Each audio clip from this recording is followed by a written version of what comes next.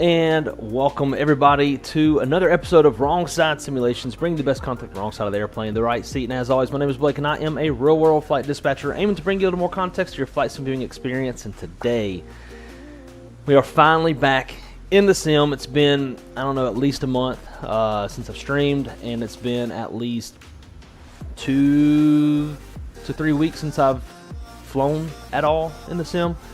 So very excited to do this. Now I'm going to go ahead and say we are on a bit of a time crunch. As soon as I wrap this up, I've got to throw some clothes in a bag and hit the road to Atlanta to start my third week of Delta initial ground school training for flight dispatch.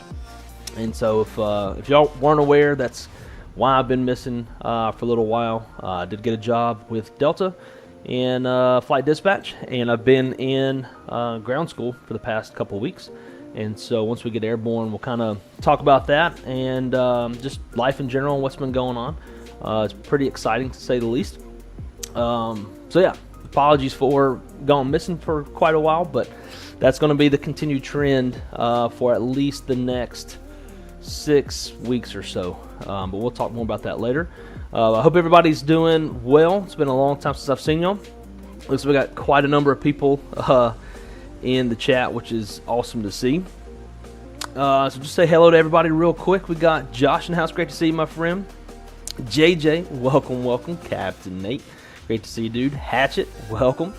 Drew Stone, my man, great to see you, dude. Flight Force, welcome, my friend. Great to see you.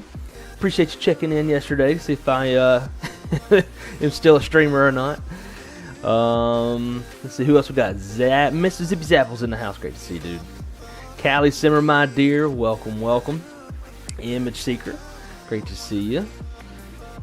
Kieran, great to see you as well. Armchair Captain, Plain Nuss is in the house. Man, it's great to see everybody. It's been a long time and way too long. Yeah, let's jump right into it. And we're going to be flying the Pmdg 737-900ER to Atlanta this morning. Of course, Atlanta is the center of Delta's universe, so of course we'd be going there, right? Alrighty, let's get after it.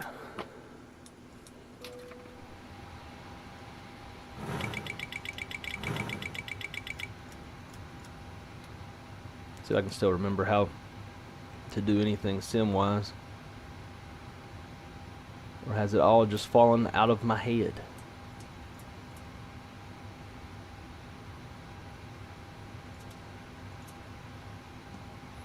Alright, we're going to be going up to 390.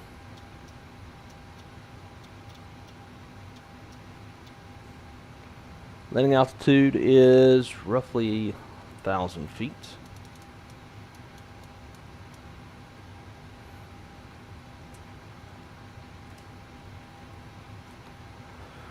So that should already be set.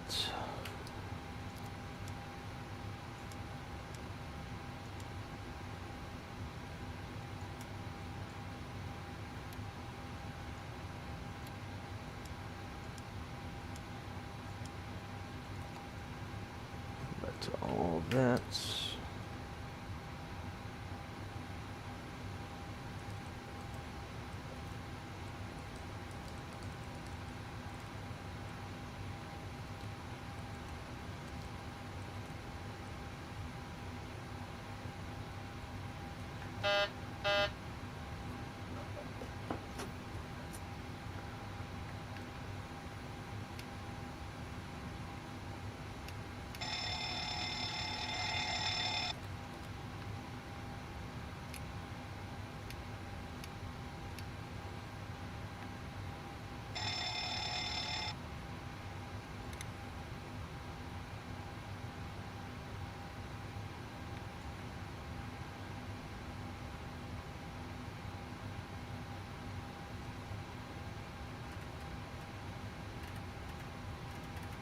TCAS system test, okay.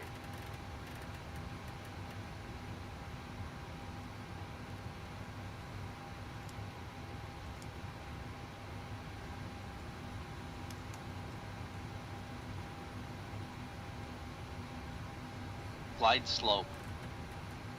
Pull up. Wind shear, wind shear, wind shear. Terrain, terrain. Pull up. Airspeed low.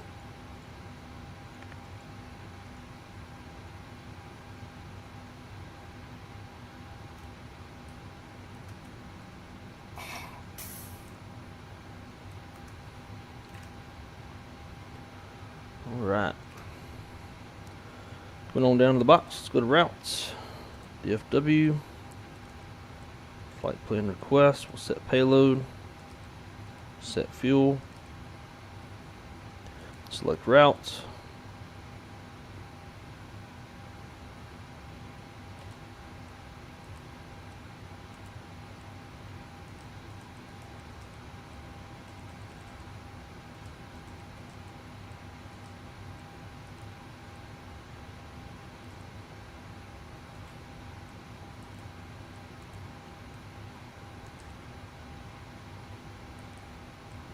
I'm working on both sides right now.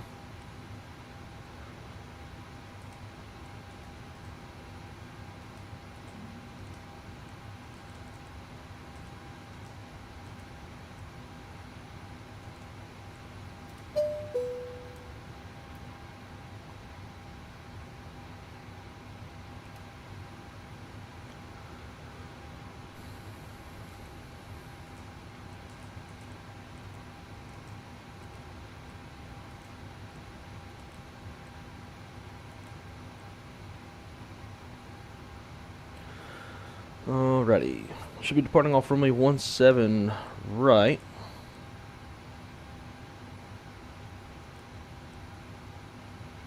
We'll be on the Triton 4.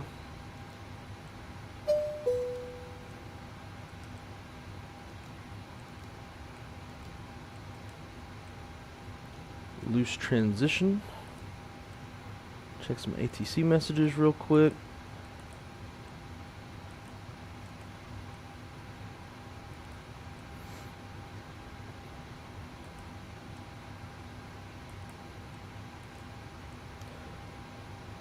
Alrighty, and from there, from loose, Memphis, Huck, Kensaw, Rusa, and on the arrival. Now clear to Atlanta, Triton 4 departure, maintain 10,000, departure on 118.1, squawk 7237, expect 17 right. It's perfect, 118.1.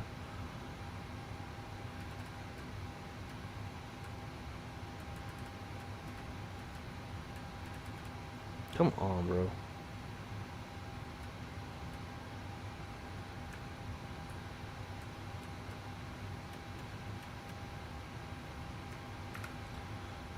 Seven two three seven. Cool. All right, Atlanta arrival will be on the Glavin 2. Rusa transition. So runway 26 right.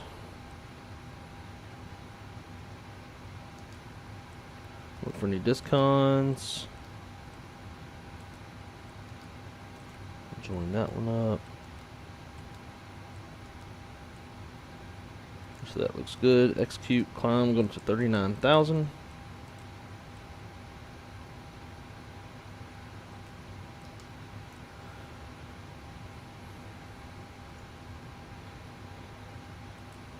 Zero fuel weight should be 128.1, and it is.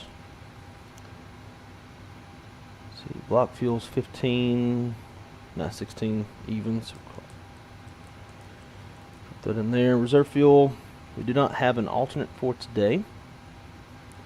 Let's see, 3.5. Cost index 99. Cruise winds 300 at 54. And outside air temperature. See, it's ISA -3. So negative 59. Execute that.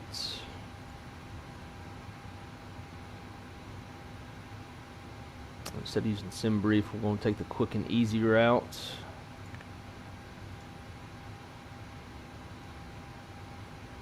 Right.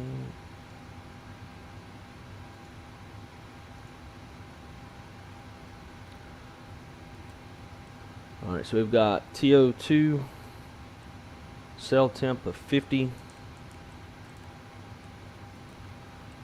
flaps 5, of course, trim of 5, and then V speeds 44, 45, 49. Sweet.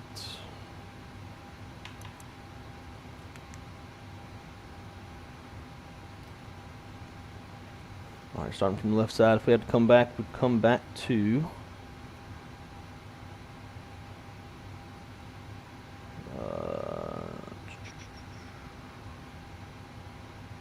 17 center. Approach 17 center. Core settings 176.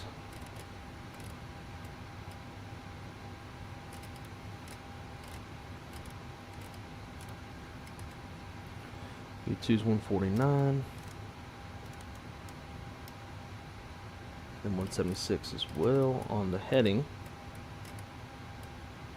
Up to 10,000. And then frequency is 110.3.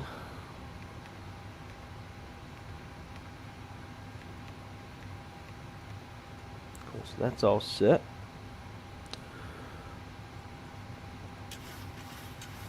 Trim is 5. And that's good to go.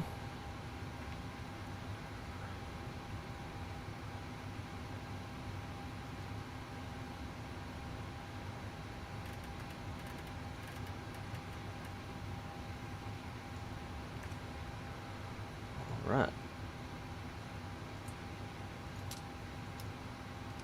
We'll get the APU fired up.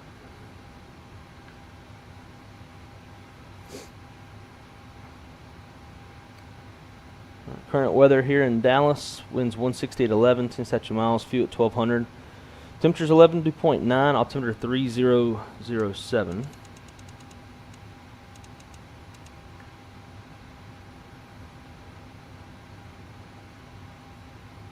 Minimums if we had to come back would be 762.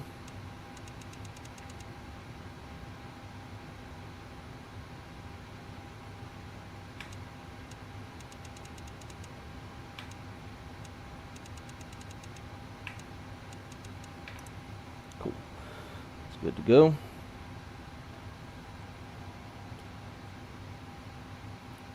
Well, departure brief. Down here at the Echo gates, we're going to be departing off 17 right. It's going to be pretty straightforward taxis. We'll push back, nose to the north. 2-engine taxi up to 17 right. No hot spots and runways to cross. Weather's no factor. Terrain's no factor. Center board procedures below 80 knots. Be my decision to reject. Complete stop. Set the parking brake. Call the flight center stations. Analyze situation. Call for any actions. Emergency evacuation checklist as required. I'll have Mr. Captain on the radios, and I'll take over the radios as well, since I'm sure Satan doesn't have the functionality to let ATC know what we are doing, and I'll just do everything. Above 80 knots, high-speed regime, rolling abort for fire of any kind, engine failure, wind shear, or anything that makes us float the aircraft and safe for takeoff. At V1, we're going to go flying for popping engine, fly runway heading, and sort out the issue. Accelerate, well, we'll accelerate 1,000 feet, sort out the issue, come back to 17 center. All goes plane 1 flight, the Triton 4, 10,000 feet, and we got our departure frequency of 18.1, we're squawking 7237. Good weather, our box matches the published speed and altitude constraints. We have no restrictions. I'd say we're good to go. Pre-flight checklist. Interior and exterior inspections complete. Circuit breakers are checked. Nav display switches. Normal and auto passenger signs. I'll get my little thingy to match. There we go. Window heat on. Engine blitter switches on. Pressurization panel is set. Pressurization mode selector is in auto. Mode control panel is set. Oxygen masks checked. Altimeters 3007 cross checked. Flight nav instruments are checked. Warning and annunciator lights checked. Speed brake down. Takeoff warning checked and closed. And start levers are cut off. Step trim cutout switches are normal. Fire warnings checked. Radios and transponders are set. Radars off. Rudder and aileron trim free and 0. Parking brakes set. Windows closed and locked. Flight attendant briefs complete. Departure briefs complete. Logbook QHs are on board. Fuel required. Need 16,000. On board is 16,000. Pre-flight checklist is complete. And guys, like I said, I'm on a big time crunch. Because I've got to be on the road by 12:30. Heading up to Atlanta. I got a 7-hour drive ahead of me. So I'm just trying to knock this stuff out, get airborne, and then I can focus more on the chat.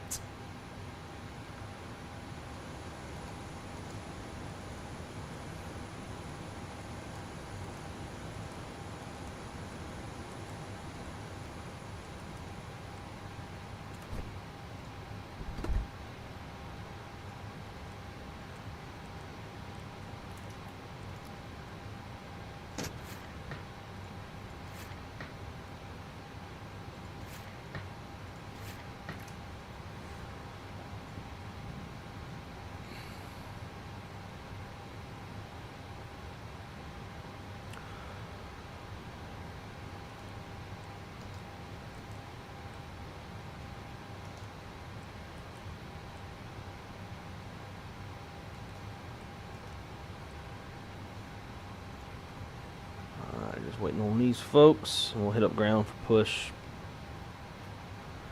Fort Worth ground, Delta 839, ready to push back and start.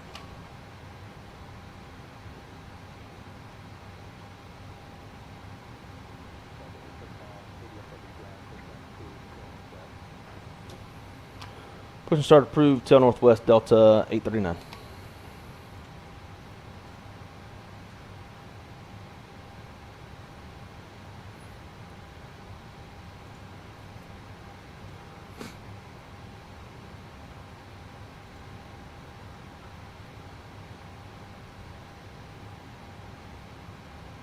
I don't like this clock, but I think this is what's in the real thing, so we'll stick with it. I like the other one better.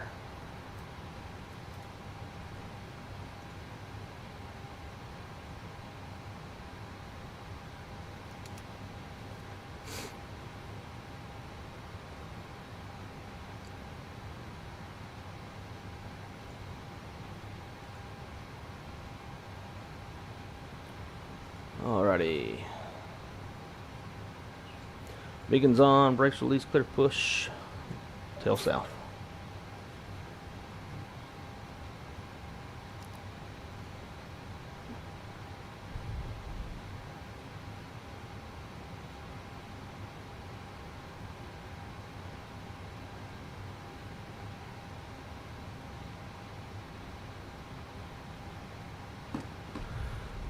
Alrighty, let's start them up.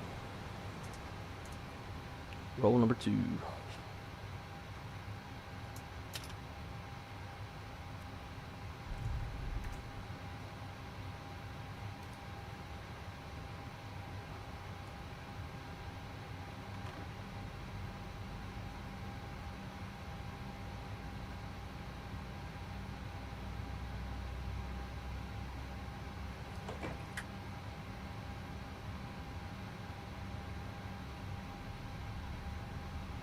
Man, it feels good to be back in the sim. Whoa. United over there doing United things.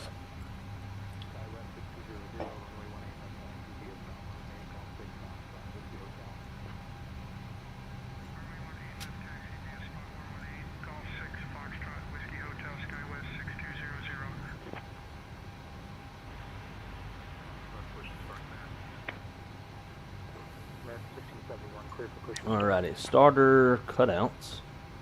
Roger. Pushback approved. American 1671. Door number 1. Street 5666 ready to taxi. Blue Street 5666, runway 18 right taxi via spot 53, Bravo, Foxtrot, Whiskey Golf.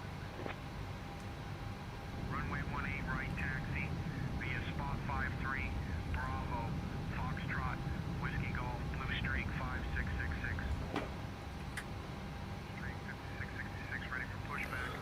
And I got to pick up one of my colleagues on the way. He's going to ride up there with me. Roger, pushback. Another reason why I got to make sure I am on time is also got to go stop and charge up a little bit. What's our flight time today? Hour 36. What time is it now?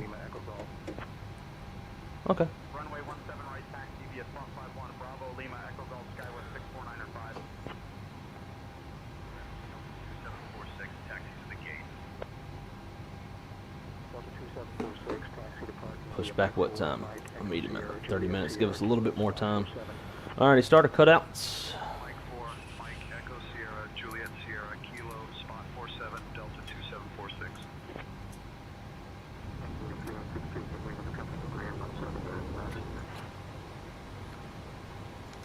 We'll give way to the company Embraer 170, Envoy 3862.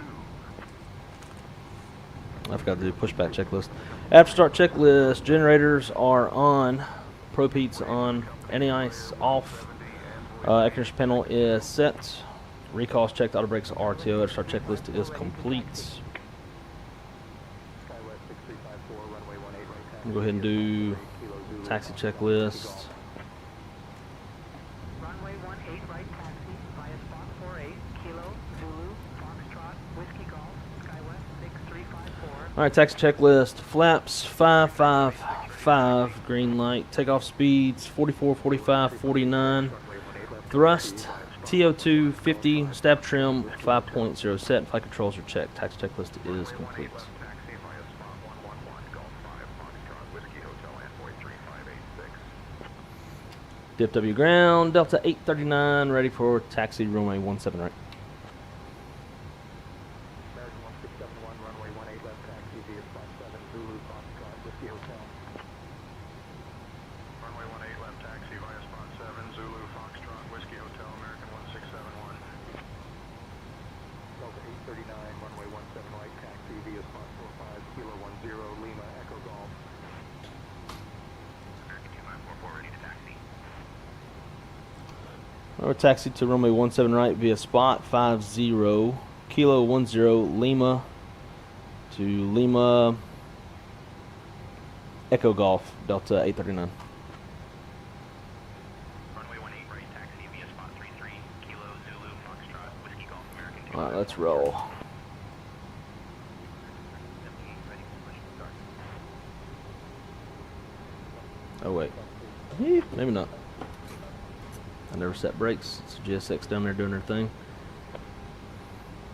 United 1634, give way to the American 737. We'll give way to the American 737, United 1634. MSFS24, give way to the Embraer 170 right.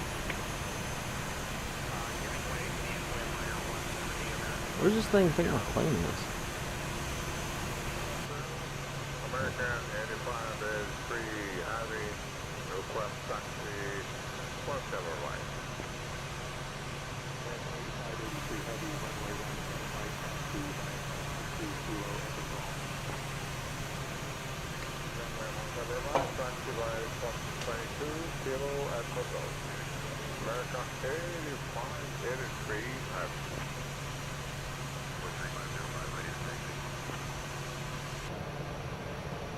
4350, runway 18 left taxi via spot 10, Yankee Foxtrot, Whiskey Hotel. Runway 18 left taxi via spot 109, Foxtrot, Whiskey Hotel, Envoy 3505.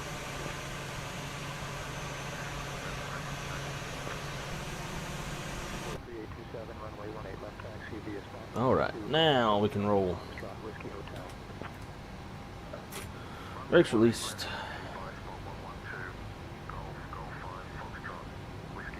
Turn left and right. American 281 request pushback. American 281 cleared for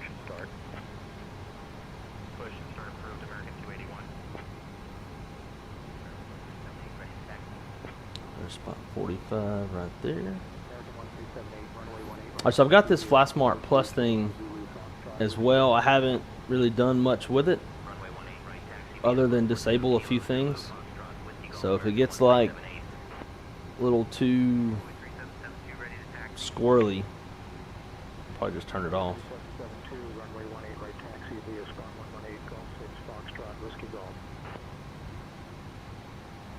So far, I'm pretty impressed with this airport. Performance is good. And an airport this big with any builds, you never know what you're going to get. I really like the taxiway lines. Like, it looks like it's like thick coats of paint. We'll give way to the company 737 American 2879er. BV1's out here somewhere taxiing around. Give way to the Envoy Embraer 170, American 1671. Alright, little nav brief. Starting off runway 17 right. On the Triton 4 departure, loose transition. First fix of MIPS will be LNAVing off the ground up to 10,000 feet. No weather changes. Departure frequency is 18.1.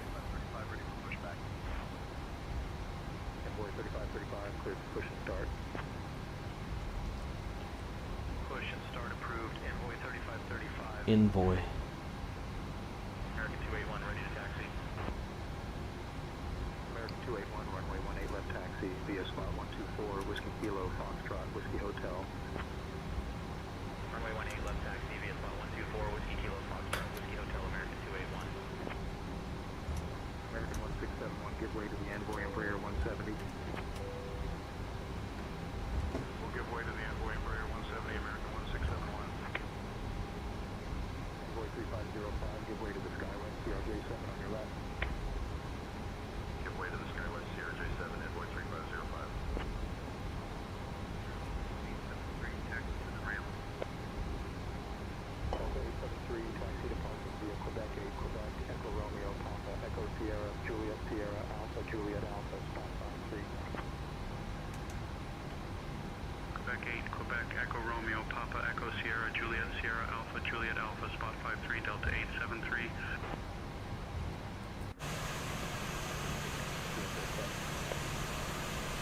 Giving way to the company CRJ7, Skywest 6105. American 413 ready to taxi. Runway 18 right taxi via spot 4 Kilo Zulu Foxtrot, Whiskey Golf.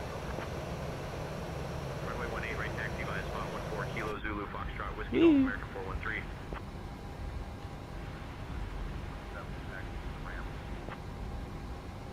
American 1217, taxi to parking via Alpha 5 Alpha Kilo, spot 27. Alpha 5 Alpha Kilo, spot 27, American 1217. American 1853, gate Delta 23, request push and start. 53, heavy push and start approved, tail southeast. 3827, give way to the company Embraer 170.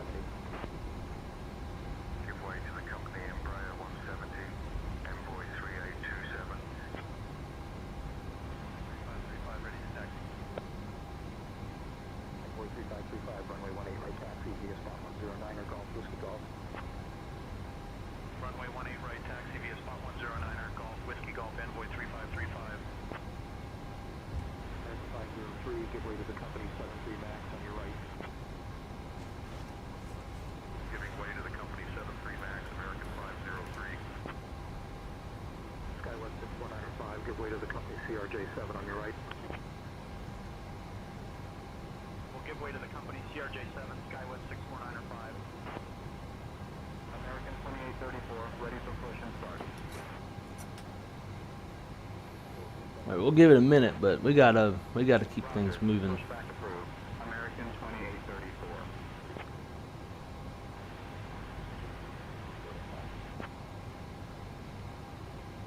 Giving way to the Envoy Embraer 170, American 503. 91634, give way to the Envoy Embraer 170 on your left.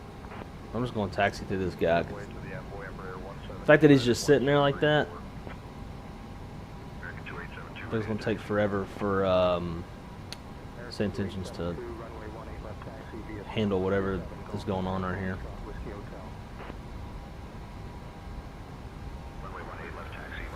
All right, before takeoff, runway position, runway 17 right, full length confirmed inside and outside. Well, I guess technically it's not. It's Echo Lima. Oh, Echo Golf. Flaps 5-5 green light. Nav breeze complete. Takeoff warnings checked. Auto throttle is armed. In start switch is continuous. Transponder TARA. Flight attendants notified and acknowledged.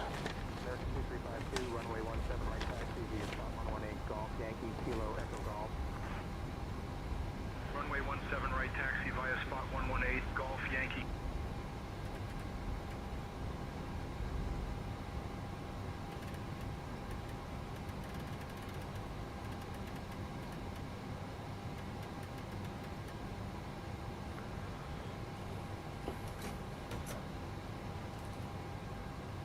American 1217, hold short of runway 36 left.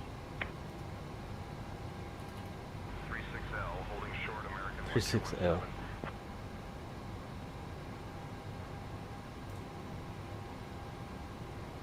Alright, so what we're going to do is once this dude gets up and out the way, we're going to cut in here, Echo Hotel.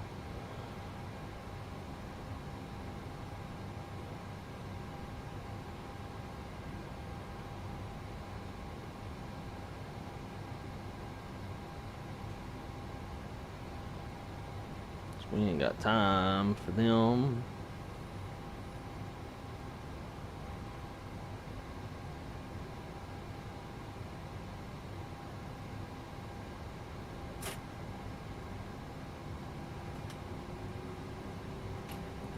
DFW Tower, Delta 839, holding short, runway 17 right, ready for takeoff.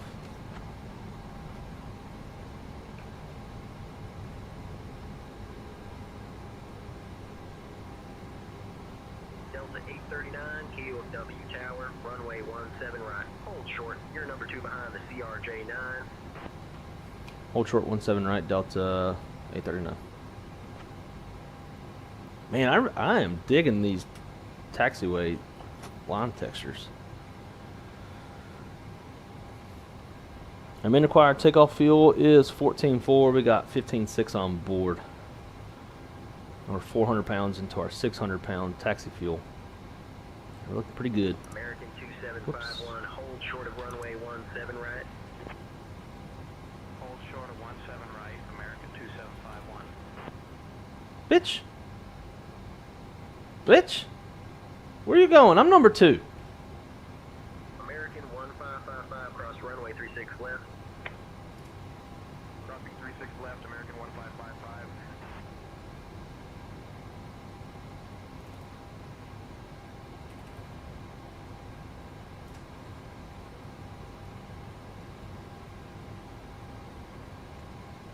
American 1217, hold short of runway 36 right. 36R, holding short American 1217. We'll let this dude go, but if he, American 29er, 32 cross, runway 36 left. after he goes, I'm pulling up.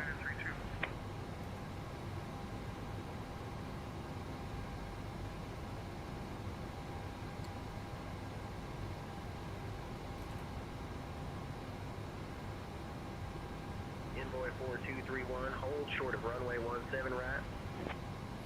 I love how they get a tower controller, Short of 17 right, Envoy 4231. a Texas accent. Come on.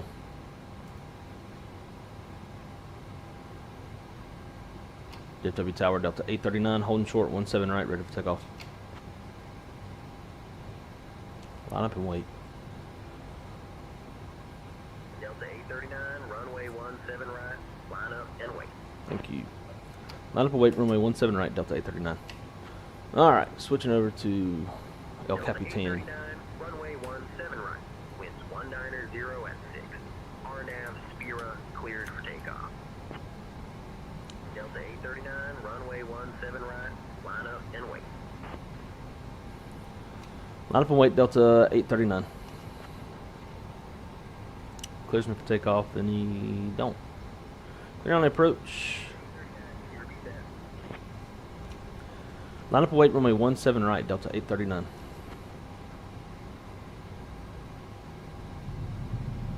Delta 839, runway 17 right, line up and wait. Line up and wait, Delta. Line up and wait, runway 17 right, Delta 839.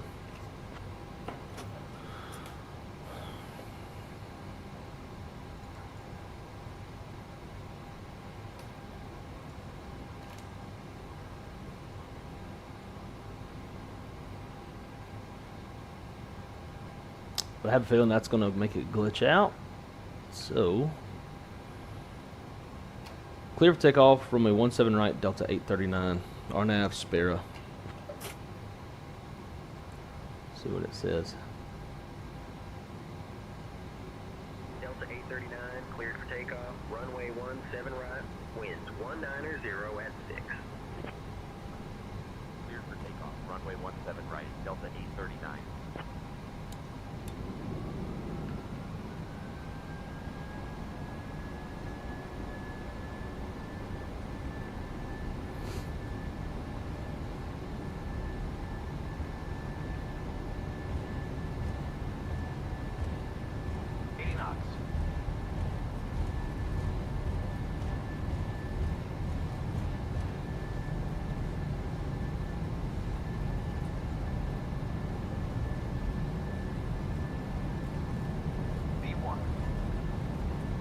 American 2932, hold short of runway 36 right. Runway 36 right, American 2932. Positive rate of climb. Here. American 1555, hold short of runway 36 right. Holding short of runway 36 right, American 1555.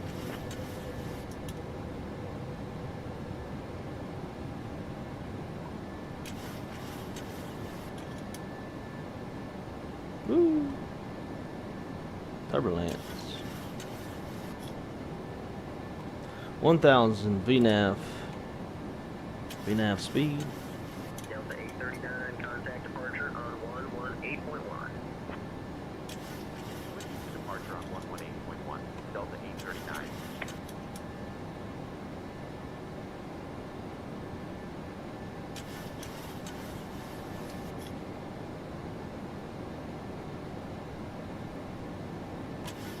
Departure Delta 839. Good morning. Climb Flaps 1. 1500. Delta 839, Dallas departure, radar contact, climb and maintain 10,000 vectors to Sierra, then on course. Flaps up. Climb and maintain 10,000 vectors to Spira, then on course. Delta 839.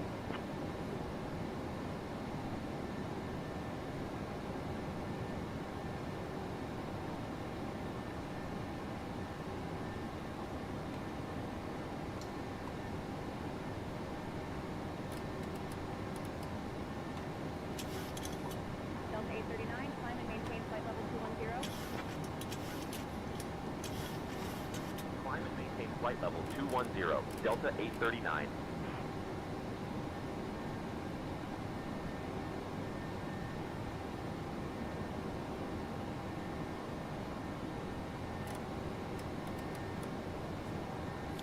Twenty-one set.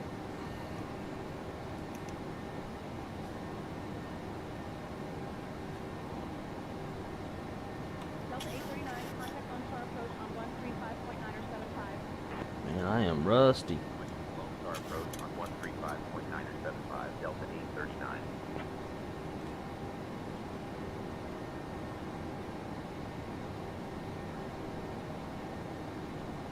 Lone Star approach, Delta 839.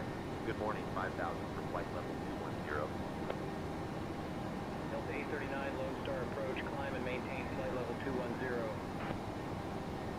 Southwest 2146, contact Dallas left tower on 123.7. Climb and maintain flight level 210, Delta 839.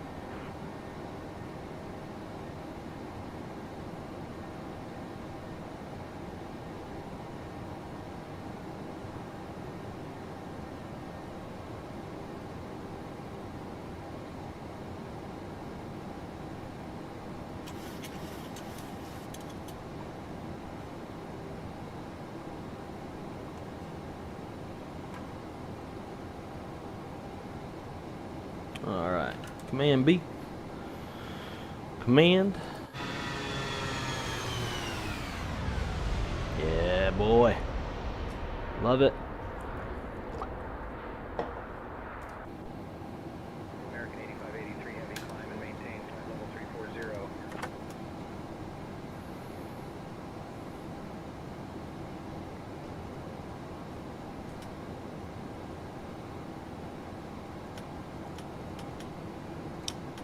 Delta 839, climb and maintain flight level 270. Climb and maintain flight level 270. Delta 839. American 8583 heavy, 2706. contact forward center on 126.725. Flight Bravo 340, American 8583 Heavy. All right. Now let's get caught up in the chat. You know what I'm gonna start doing? I'm gonna start putting this chat. That will make a ton of sense. Stick this here where I can see it. Y'all can't see it, but I can see it. Damn, why haven't I done that before? American 1658 contact forward center on 126.725. Alright, let's see. Now that we're finally up and off. Rev, my man, great to see you. Hope you're doing well, my friend. Long time. So there's 22 of us in chat. After graduating, we expect passes. Well, guess what? There are no more passes. That is a historical thing. Now, it's, instead of buddy passes, there are 2 travel companions. So, sorry, my friend. Especially those of us in the Atlanta area. Park Boss, how's it going, my friend? Is it SOP specific to use forward left pump for APU start? From my understanding, actually, I don't know. Nate, if you're still in the chat, what's your input on that? On our Cali crew team, that's our SOP. I have seen other streamers, at least, Delta 839. do that. What do you say? 300. I've seen them use different pumps. Yeah, I think it's SOP, but not exactly sure. I believe I was told that it's like that's the pump that feeds the APU, but I've also heard too to use the that's why the aft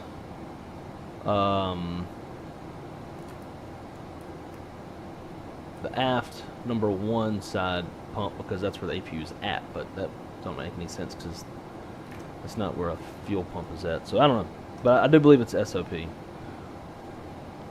How can I make the chat stay on top? Does anybody know a way to make a certain window stay on top if you don't want it to move? Or is it just like it has to come with that functionality?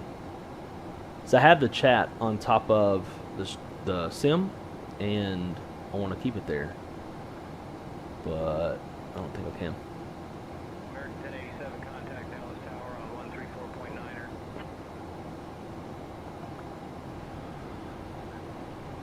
Let's see. That's a good question, Park Boss. 849 contact forward. CFM, what's up, brother? Great to see you. 135.175. I won't complain about passes for sure. I wish I could. My Tesla needs high 4-wheel drive. Which Flight Force, which one do you have? I may have asked you that before. I've got the Model Y, the 26 Model Y all-wheel drive or dual motor. Delta Tango, good morning to you, my friend. Welcome aboard. Sorry, I'm just now catching up to your chat. I think it's as long as it's a forward pump. I don't think it doesn't matter left or right. Yeah, see, I'm not even totally sure, to be honest. Flight Force, yeah, 7 hours with the charging. It's about a 6-hour drive without charging.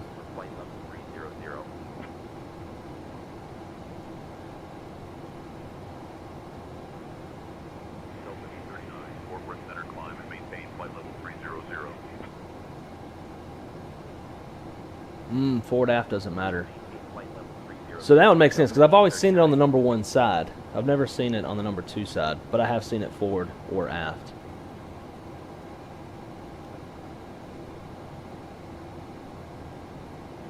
Retard. Retard. Uh-oh. Retard.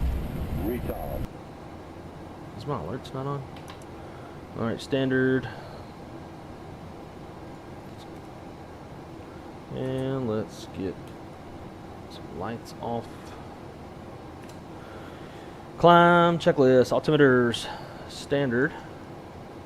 Cross check. Climb checklist complete.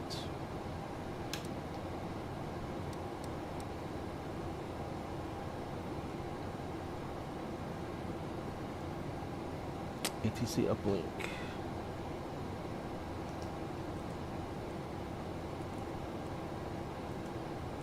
Clementine 360.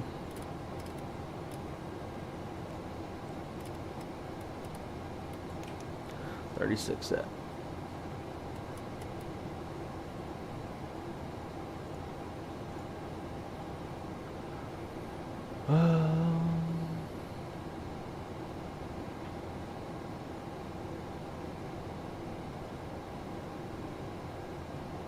We get flight bennies.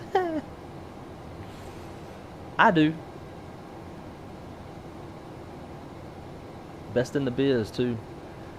So Cali Summer asked, what is FlySmart Plus? So FlySmart Plus is an EFB application for calculating.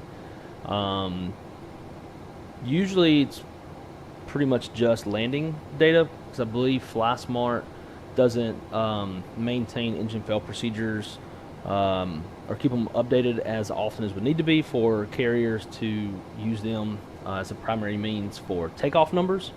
But I believe a lot of carriers use it for landing performance, and it's also capable of selecting different active MEL items with the airplane, like if you got a thrust reverser out or something like that. It also stores the EQRH for Airbus aircraft. I don't believe it does for Boeing. Boeing, I believe, is going to be elsewhere in the manuals. But it has like the EQRH, and you can troubleshoot different different messages that come up in the Airbus. That's a good question. Where'd you hear about FlySmart Plus?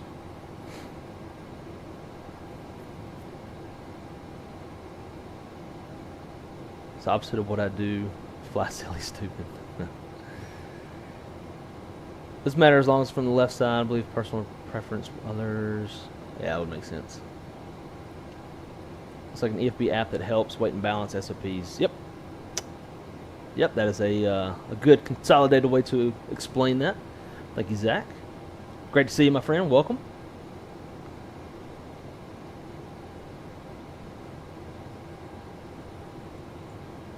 It's a pretty useful app, especially for Airbuses. I really like it. Makes what we used to do at Spirit.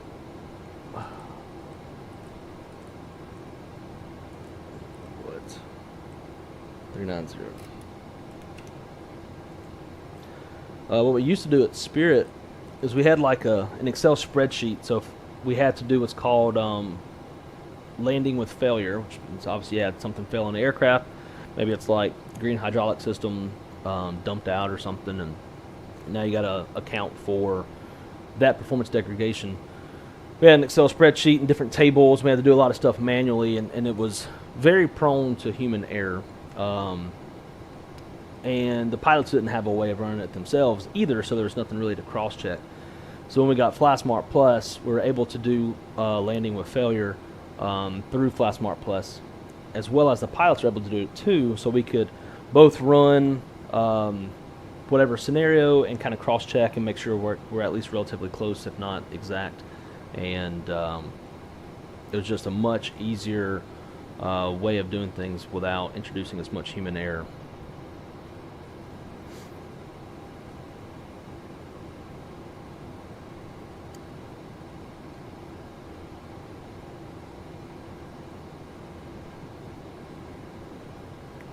Caesar said, "You're in American land. They get priority." Yeah, yeah. That's okay. We can still complain on the radios.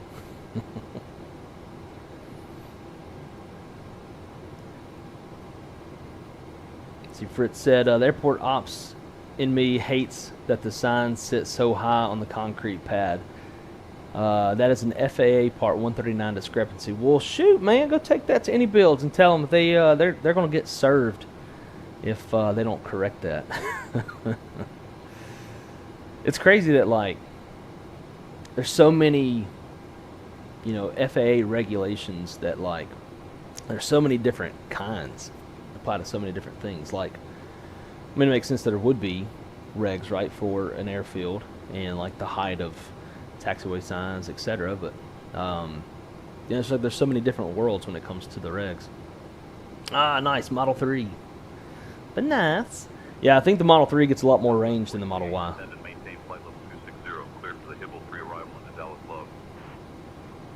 AFI, how's it going, my friend? NVIDIA Desktop Manager. If you right-click on the top bar of the app, you can force it always on top. If you have an NVIDIA GPU, I do. Okay, so let me figure this out. That'd be very, very helpful. Oh, that's kind of cool. I guess it like kind of goes into a mode where like the pilot's looking around, and that's that's kind of dope. Not gonna lie, it might make me a little sick after a little while.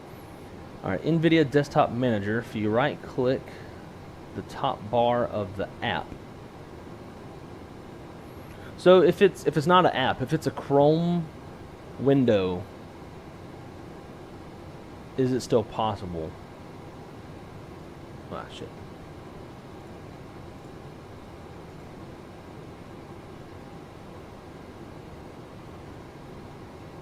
Because I did try that initially, and I don't see anywhere to do that. Is that something I have to enable through NVIDIA? NVIDIA Desktop Manager. And do I need to download NVIDIA Desktop Manager?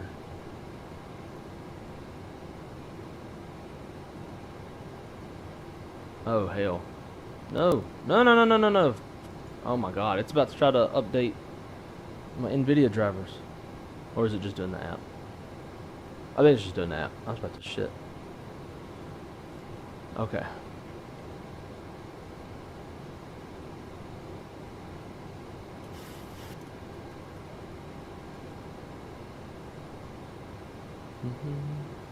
I do have a driver update though.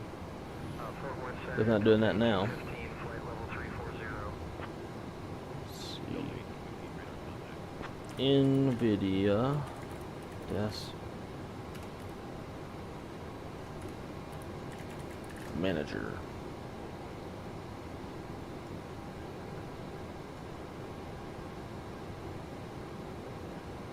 Software tool design for professional workstation, optimize, manage, customize window layouts across single, multiple monitors. How do I get to it?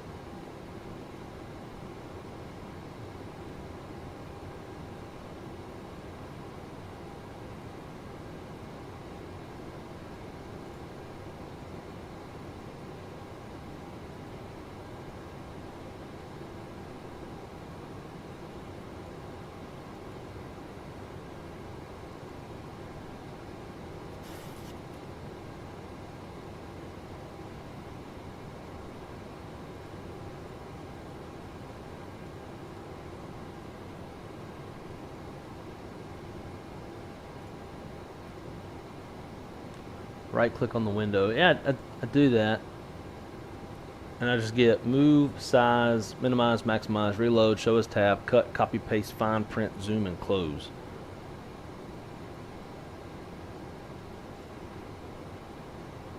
Fort Worth Center, United 1119, flight level 370.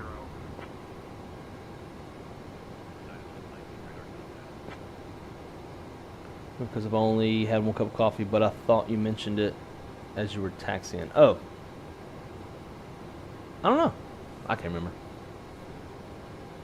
Can't remember nothing these days. You had to correct that at my... Oh, interesting. First-hand experience. Is it normal to hear the nose wheel scrubbing when I taxi in the 738? Turn down my sensitivity for my rotor pedals, but no matter what speed I turn, as it scrubs, so I'm just accepting it. I just accept it too. Things are obviously a bit different when you're in the real airplane.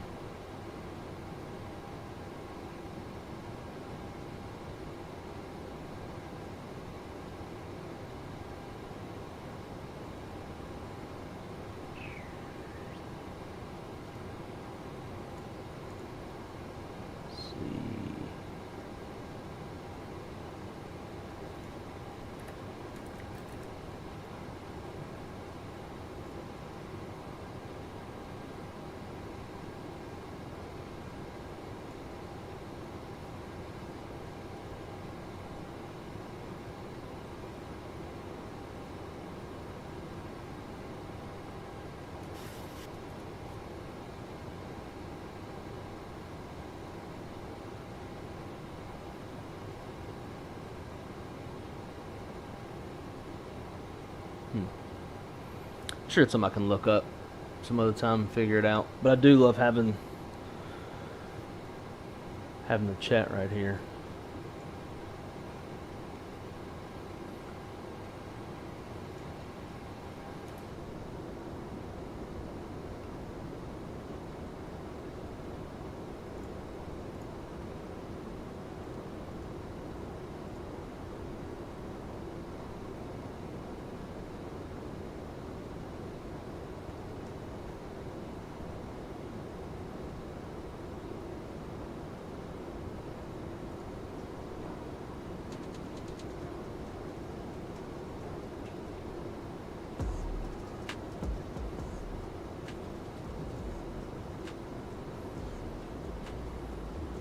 There's hotkeys in that app that allow you to make custom actions if you can get into the app. Yeah, that's kind of the first thing I'm struggling with, is getting into the app. Where would I go to get into the app? Because I have, obviously, the NVIDIA app, like where you download your drivers, got your graphics systems, settings. Is it a separate app? How much training do I have left?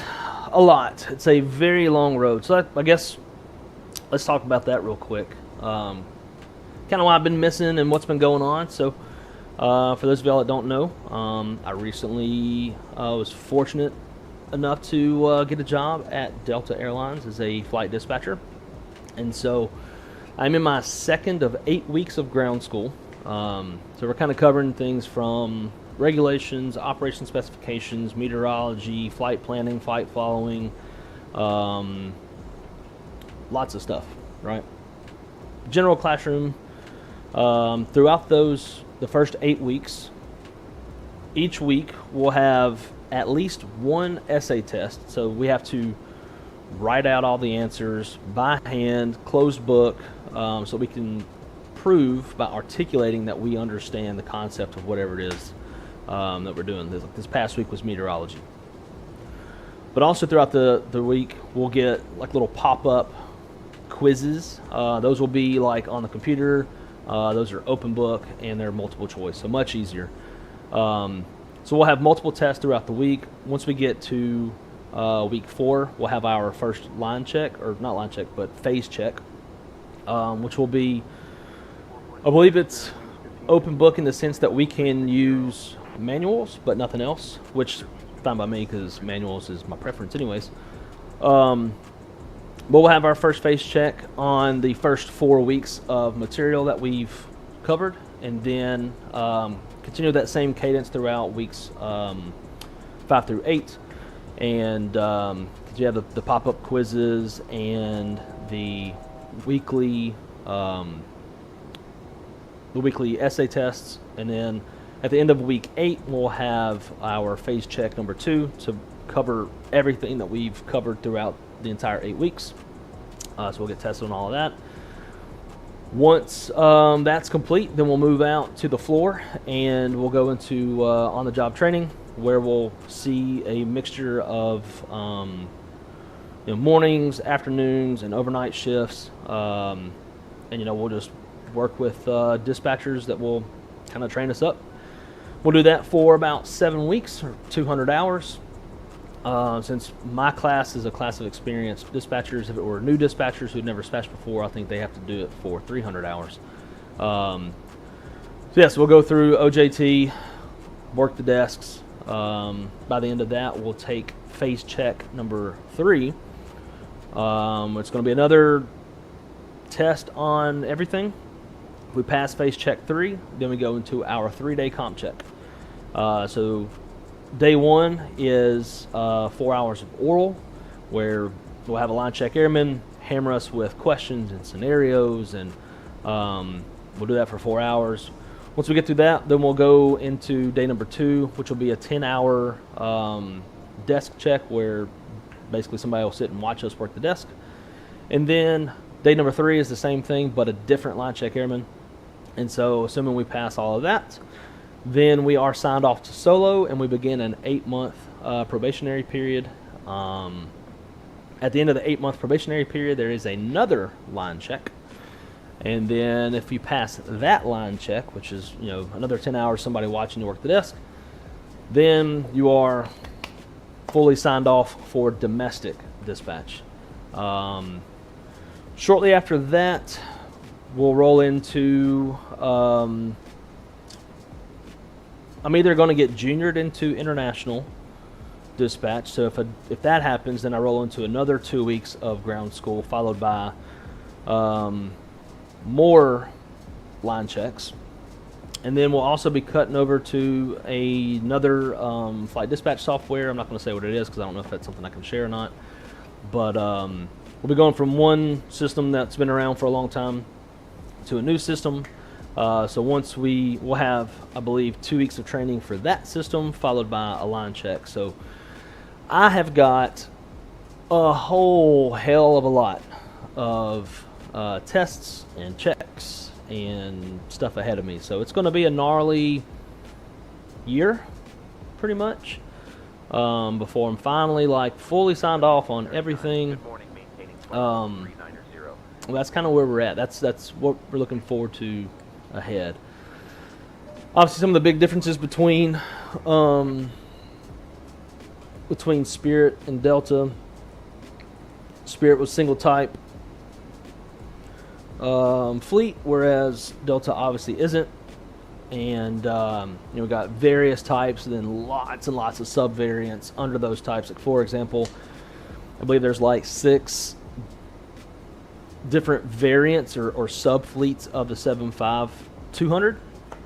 But what's really good is Delta has a fantastic system set up for all the manuals, and to be able to validate what approaches this airplane can shoot versus that airplane, and tools to reference equipment on the aircraft and capabilities on the aircraft for each particular airplane that you're dispatching.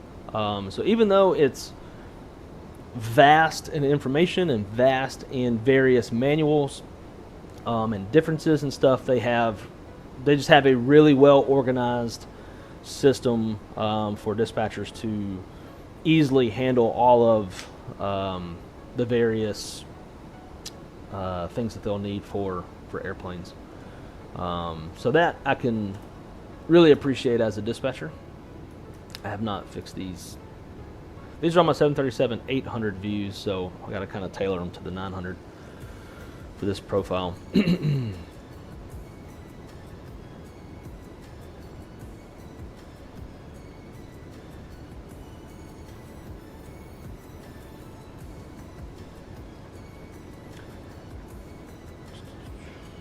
Oh, I think it's separate. Okay. Well, I'll have to do some Googling and find out where that thing is at. Because it will definitely get old having to click into the sim and then go back and pull up the chat to the taskbar. I think airport developers slap markings and signs all over without knowing proper dimensions about the sign or the marking. Yeah, that's probably right. But it would be dope, you know, if they got the correct dimensions and like measured out like how far it is off the ground, and that'd be some next level.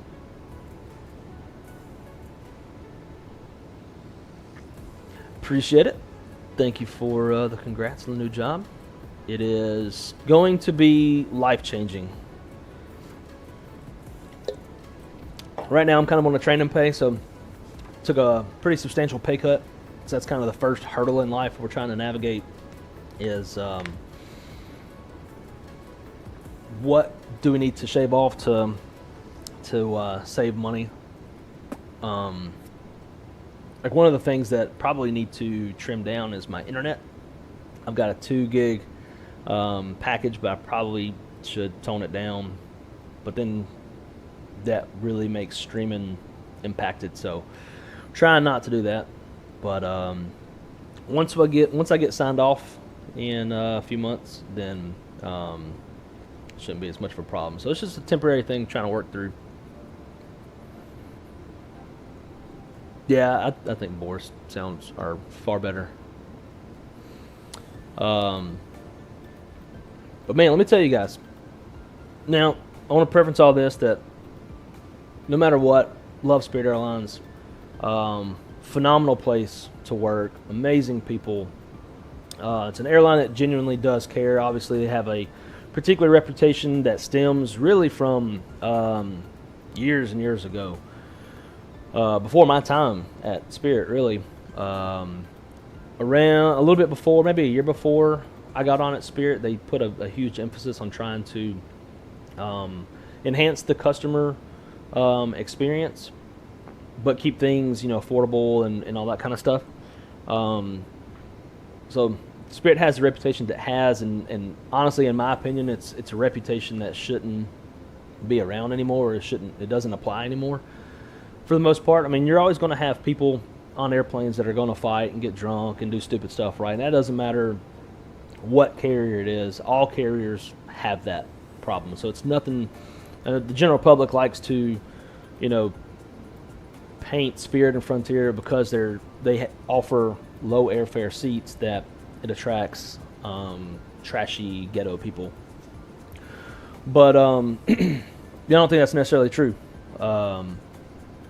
But I just want to say that Spirit was a phenomenal place to work, and I loved every single day that I was there. And I miss a lot of people that I worked with already. There's definitely aspects of Spirit that I will always miss. Some things are just a little bit easier at Spirit because it's a smaller airline kind of way. But man, let me tell you, the difference is night and day from the get-go.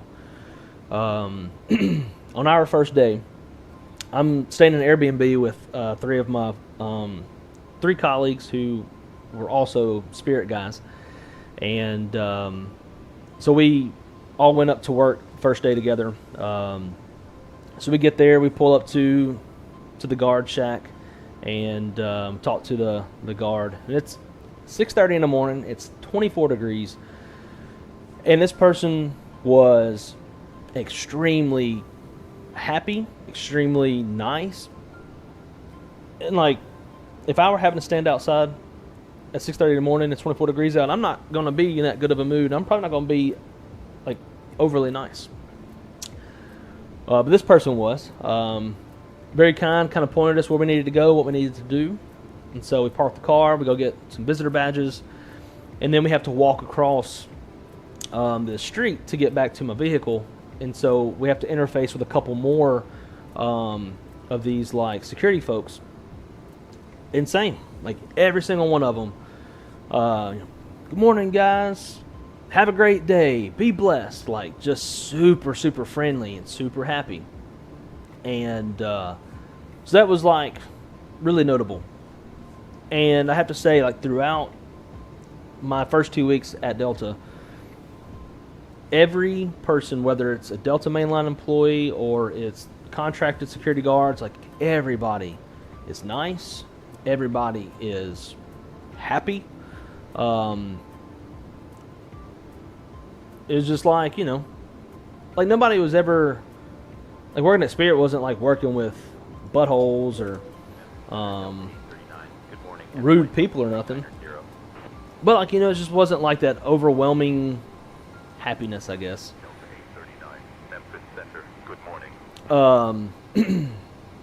Yeah, like the other day, we were getting on the elevator to go up to the OCC after lunch. There's this guy sitting there, was doing the same, and so me and my colleague, we just kind of walk up, and we're just standing there, kind of, you know, quiet and keeping to ourselves, just waiting for the elevator. This guy was like, "Good afternoon, guys. Great to see you. How y'all doing?" And we're like, "Oh, we're doing good. How about you?" Like, "Oh, pretty good, pretty good. Like my dog wanted to. I walked my dog for 7 miles yesterday, and then she still wanted to play late into the evening last night. So didn't get as much sleep as I wanted, but doing good." I'm like, "Oh man, that's awesome. What kind of dog?" And you know, we just kind of chat a little bit. And when we got up to our floor and we're getting off the elevator, it's like, "All right, guys, well, it was great to see y'all. Have a great day." I was like, "You too." So it's just like everybody is like that. It's you know, it's a nice atmosphere to work in. Our trainers are phenomenal. We got a chief training instructor who is a meteorologist. So this whole past week, we covered meteorology with a meteorologist. It's the first time I've ever had that. And he is a huge weather nerd, much like myself, although I'm far less educated than he is. But he's a huge airplane nerd and huge weather nerd, just like me. So that makes class really fun, and he teaches weather and is able to convey it in a way morning, that Captain and First Officer. makes sense. Would you like anything to drink or a small snack? By the way, I heard the catering team is really on a roll. Or maybe they're just rolling out the snacks. No, we're good. We appreciate it. Thank you, Captain. Yeah, so he can teach weather in a way that's like he can convey it in a way that makes it super interesting. Where like things that you see going on in the atmosphere, you didn't even know was happening, and then now that you like connect those dots, oh wow, like that's cool. Just made class like fun and made it click. Doesn't say I remembered every single thing. I'm pretty sure I probably failed my essay test. 'Cause we had to write out by hand like all these complex, you know, weather things. But nonetheless, super cool to have an actual meteorologist teaching us weather. He's Delta Meteorology for 15 years, dispatch for 20, and training for 5. So like lots of experience there. And then our other two trainers, one of which I actually worked with at Spirit. She was a fellow manager with me, and now she is my one of my instructors. Yeah, they're just awesome, very down to earth. They make all of it fun and interesting. Great attitudes. They make us feel welcome. And as experienced dispatchers, one of the things I thought was really cool that they told us is like, you know, they have a lot of internals on the floor as well. That like Delta's big on internal hiring. So those guys, like, they kind of go through a dispatch, like an internal dispatch academy to get their certificates, and then they go out on the floor into OJT. So they tell us, like, you know, we hired y'all for your experience, so don't go on the floor thinking that because you're brand new that you have nothing to offer and you can't like help anybody. There's a lot of, you know, newer folks on the floor who are like new to dispatch. So like, by all means, if you have something to share, share it. Like, y'all being experienced, we expect y'all to be, you know, leaders on the floor with the new folks. I thought that was cool because for me, I would definitely hit the floor thinking I don't know nothing. You know, I got to learn the Delta way, and I'm just going to sit down, shut up, and learn it. So I just thought that was kind of a cool perspective. So, you know, Delta was just named 11th best company to work for in the U.S. by Fortune, and then Glassdoor, I believe, ranked Delta 26th in the world. And it's a 2-week window, you know, so it's like not the most experience, I guess, to say this, but I'm gonna say it anyways. I can see why they're ranked that way. Because it's just like everybody's attitude and like the environment, and like Delta genuinely seems to care big time about their employees and invest into their employees. If y'all haven't heard about it, Delta just had a profit sharing day last Friday. So there was like big celebrations going on across the network. Delta took $1.3 billion and divvied it up amongst all their employees, and I think it equates to like 4 to 5 weeks of salary, and that's more than all the other, like the rest of the industry combined. So obviously we didn't get anything for profit sharing in my class because we've only been around for 2 weeks, but that's something that everybody looks forward to every year once you've been there for a year. So I'm excited. I'm excited to really get the ball rolling with Delta. I don't take anything for granted. Like I've already bought myself some Delta jackets and polos and some swag and stuff. I've always been a huge Delta fan. I'm from the birthplace of Delta Airlines. I have the entire Delta fleet and airplane models behind me. Had it that way well before I ever got the job. So in my eyes, maybe it's like a little bit of that cowboy mentality, but you got to earn the brand before you wear the brand. And so for me, until I'm a signed-off dispatcher or I'm jump seating, I will not put the brand on my chest yet.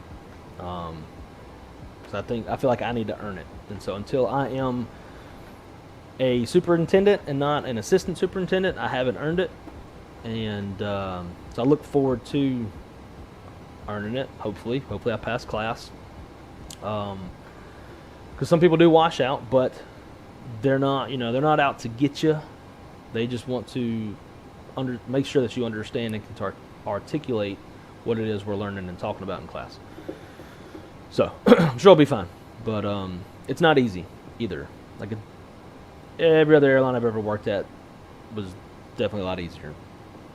But the training is like top notch, in depth, thorough, but fun at the same time.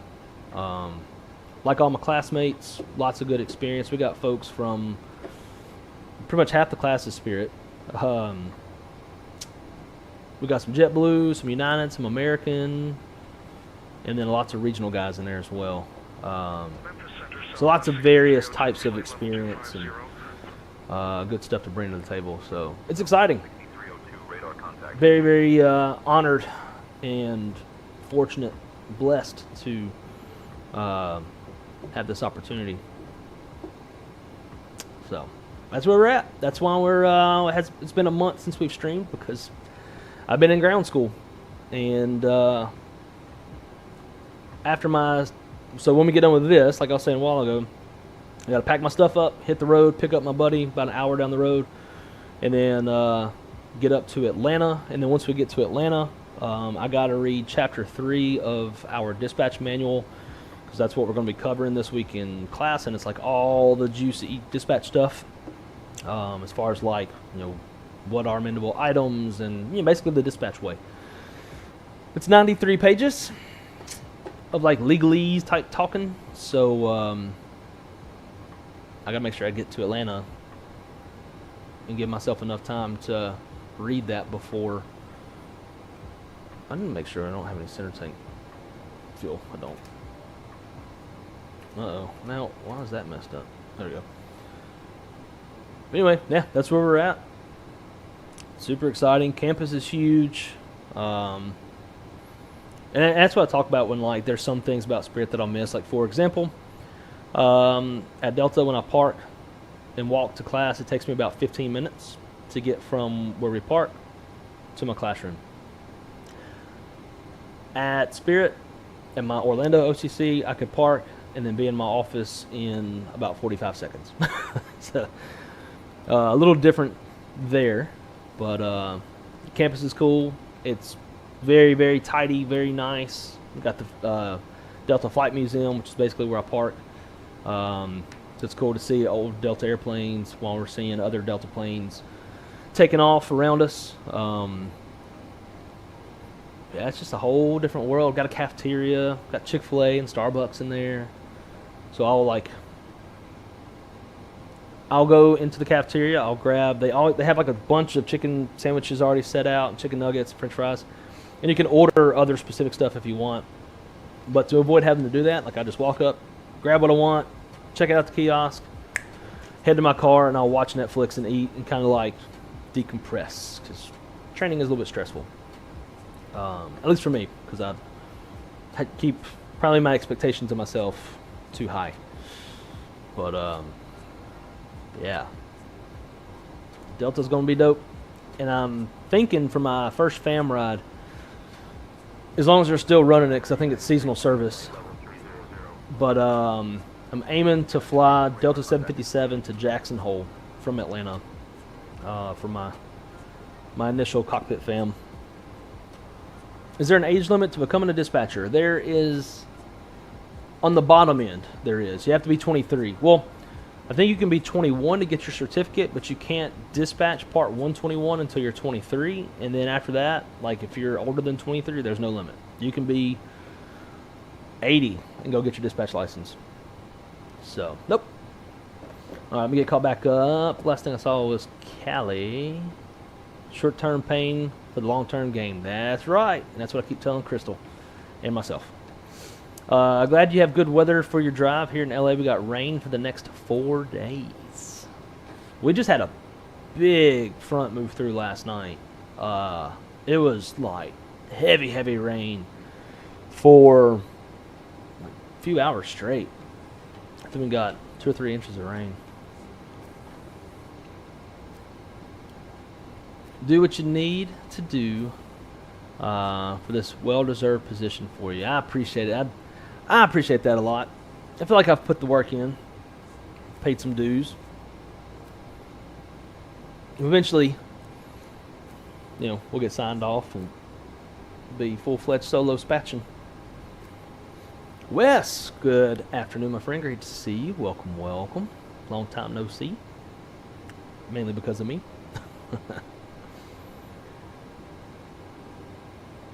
Hey, have an idea. Have Callie Simmer cover your streams while you're training. That's an idea. She'd be great on camera. Such a bubbly personality. I said, oh boy. Nabil, hello, hello. Good to see you too. Man, it's nice to be back in the sim and streaming with you guys. Like I said, I have not been able to do any flying the past couple weeks. And it gets really tough in class because we start talking about like weather and airplanes at the same time, and it just tickles my fancy, and all I want to do is go fly. Can you imagine? Because I can't. I can imagine it. That would definitely be a channel that I would subscribe to and pay for perks. My middle school teacher or music teacher retired and now works for Delta and loves it. That's awesome. Do you know what they do? Did I check out the museum? Not yet. That's on the list. Problem is they close at 3 in the afternoon. We don't get out of class until about 4:30. I guess we could go on lunch. We have an hour lunch break. Obviously, we're typically eating. And then on Fridays, as soon as they cut us loose, like the last 2 weeks, I'm in my car, head south. Back home to Atlanta. I'll usually get home around between 10 and 11 p.m. on Friday, and then I'm out the door by noon to 1 p.m. on Sunday. So very, very short time back home, which is why I haven't had time to fly. I'm going to try the jump seating this week. But it doesn't really save me that much time, to be honest. Like, Crystal can't pick me up until 8 o'clock on Friday. So it's like, if I just drove, I'd get in an hour or two later. Because by the time she'd pick me up when we get back home, flying saves me like 30 minutes to an hour at most. And obviously there's more risk in jump seating as far as like not being in control of my schedule. All that kind of stuff. That's why I've just been driving. I'm kind of tempted to just keep on with it. And honestly, it's an easy drive. Like, as soon as I leave work, I'm on 75, and 75 takes me pretty much to Orlando. Like, jump off 75 to the turnpike for about 30 miles, then on 429 home. So it's like, it's a straight shot. I hardly ever touch my steering wheel. Full self drive, beep boom, sit in the middle lane, 75 and a 70, and just chill, decompress. So I don't know how I feel about the jump seating thing. Might just keep driving. I'm looking to retire from my first job and interested in doing dispatching.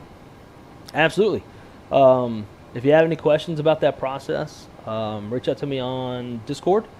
I think thus far I've created, or like I haven't created, but I've kind of helped guide or mentor a little bit 12 folks into dispatching, becoming dispatchers.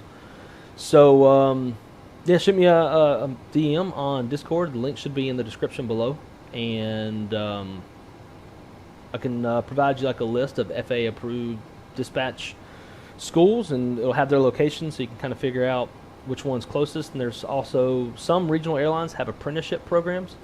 So instead of you having to like go pay for like your lodging and your dispatch school, these places will pay for it for you, and you're also getting a paycheck because you're on that airline's payroll. And then once you got your certificate, you go into ground school, OJT, and then you get signed off. That's probably the best way for most, if money's tight. If money's not super tight, then maybe just doing the 5-week dispatch school, somewhere, and then start applying for jobs. Let's see. Tyson said, Katl, send some rain to Denver. We just broke a record for most 60-degree days in a winter. Interesting. Got y'all a little drought going on. Josh, how's it going, dude? Came back. I've been listening for 20-30 minutes while putting groceries away. Sounded like you were getting a little teary-eyed. I won't say teary-eyed, but there's definitely aspects and people that I will always miss with Spirit. And honestly, too, like with the whole Delta thing, it's just a lot of change, and it's a whole lot of new, and it's a whole lot of information. So, like once I'm like a year, 2 years into it, I'll obviously be really established in the groove, and life will be a lot more like standardized. Glad to hear training is going well. I appreciate it. I'm glad to say that it's going well. Still pretty sure I failed my meteorology test, though, because you can only, it's 10 questions. You can only miss 3, and I know for sure I missed 2.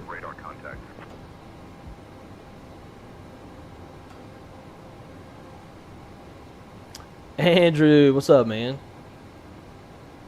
How you doing? How's life over at the big old Whiskey November?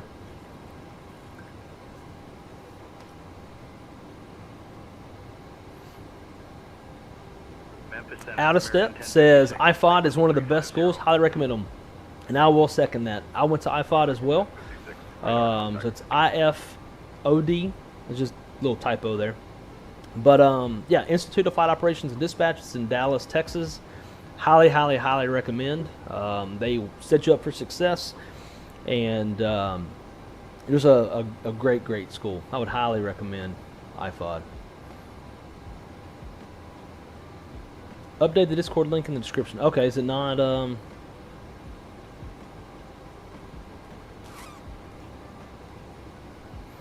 D-Champ, what's great, man? Or can't talk. What's going on, man? Great to see you, dude. Good morning, maintaining flight level 390. Delta 839, Memphis Center. Good morning. Memphis Center, American 2470, flight level 320. American 2470, radar contact. Edit. Generate new link. Copy. And then tube. And let's see, where's the edit button?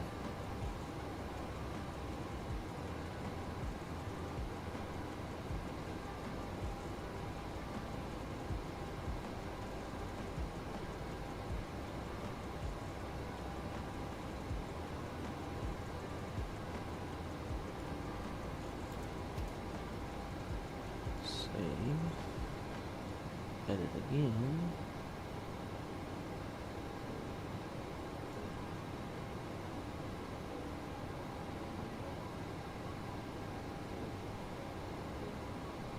Oh, I got those backwards.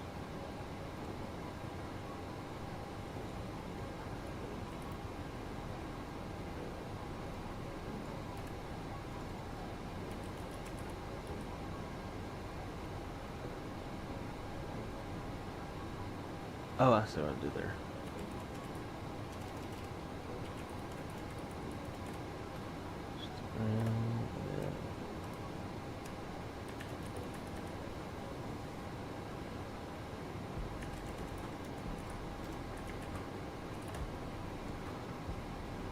All right. The link for Discord is updated in the description.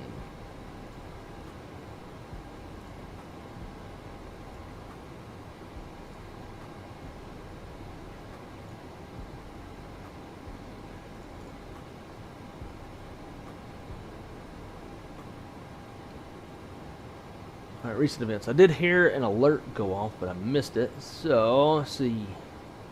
Alex, if you're still watching, my friend, big time apology. Sorry that I missed it. I meant to go back and look sooner and got tied up in the flight. But Alex, man, thank you so much for your subscription and support of the channel. Greatly appreciate it. I hope you're enjoying the content. Even though I might have to turn this little head thing off because it's like it kind of starts too early.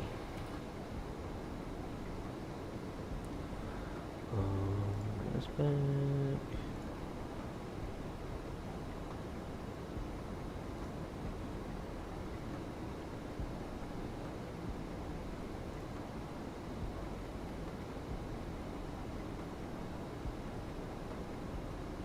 I believe he's a ticket or a gate agent. Gotcha. That's not bad at all.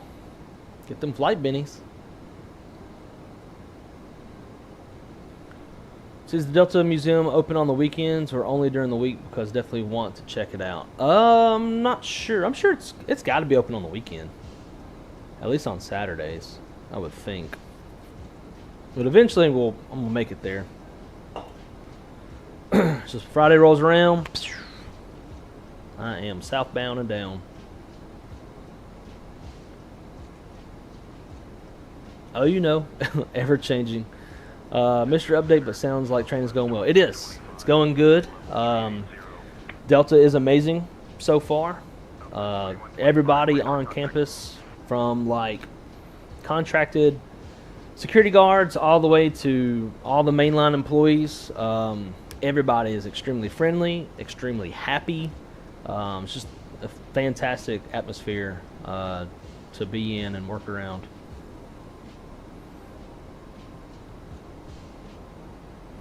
I'll start with United here in a few weeks. I decided to switch from the corporate AV life and go with commercial. I'll be a ramper and work my way up. But having a dispatch truly helps on the ground. Oh yeah, 100%. 100%. Well, congrats on that. Yeah, with experience and then also being an internal, I'm sure that will ultimately help you out if you want to make it to United dispatch.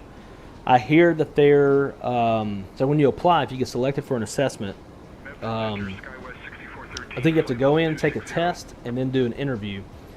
And I hear the test is like basically the ADX. It's all stuff that, like, if you just went to dispatch school, you won't have a problem with it. But if you've been in real world dispatch or you haven't been in dispatch school for a while, then it's like all the stuff that's you're probably not going to be using that much in real world dispatch. So like for a lot of guys like me that have been in real world dispatch for quite a while, then you go to this, it's all stuff that like you never really have to think about because it's all baked into the software. Like landing within 60% of drive runway, usable runway, like stuff like that. So just know that if you ever do go go take the test with United, it's going to be that kind of material. And you never know exactly what they're going to ask. How'd you like Indie Builds DFW? I've been loving it. So I didn't see a ton of it. I haven't been able to like go really look around the airport and check out the interior of like that one concourse that's modeled and all. But weirdest thing, my favorite thing that I liked about it so far was the taxiway line textures. Like they look like a nice, fresh, thick coat of paint with little like imperfections. I was digging it. So when the day comes that I get to fly more, which when I go to OJT, so after the next 6 weeks, I'll go from 5 on 2 off to either a 4 on 4 off or a 5 on 4 off. So when that happens, I'll have more time to get back into the streaming and the flying and all that kind of stuff, which I really look forward to. But until then, I just haven't had time to do nothing.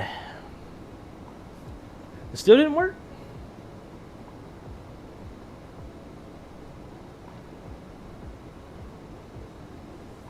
Whoops, I don't want to click that. Let's see.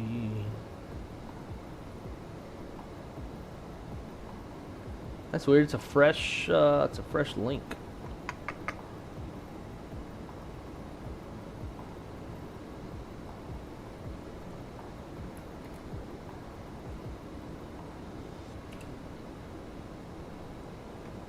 So Reaper, that should be the link that's in the description. You might have to exit out of the stream and then come back into the stream for the description to refresh. And if it refreshes, you should see that link, and it should take you.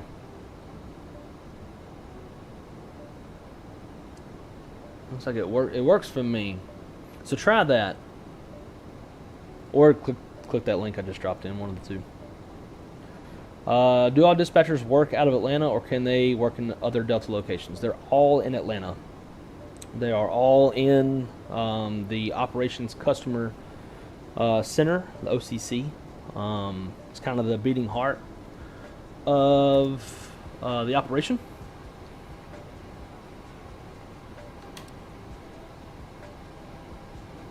And so yeah, we're all in there. The only thing that's kind of split up is you got domestic dispatch in one location of the office, and then internationals in a separate location.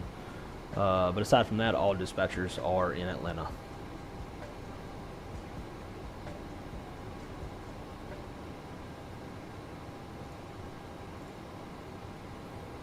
So in my humble opinion, very subjective, but between the dispatch benefits, company benefits, pay, culture, environment, like everything that one would care about, Delta's probably the best flight dispatch gig in the world. My humble, biased opinion.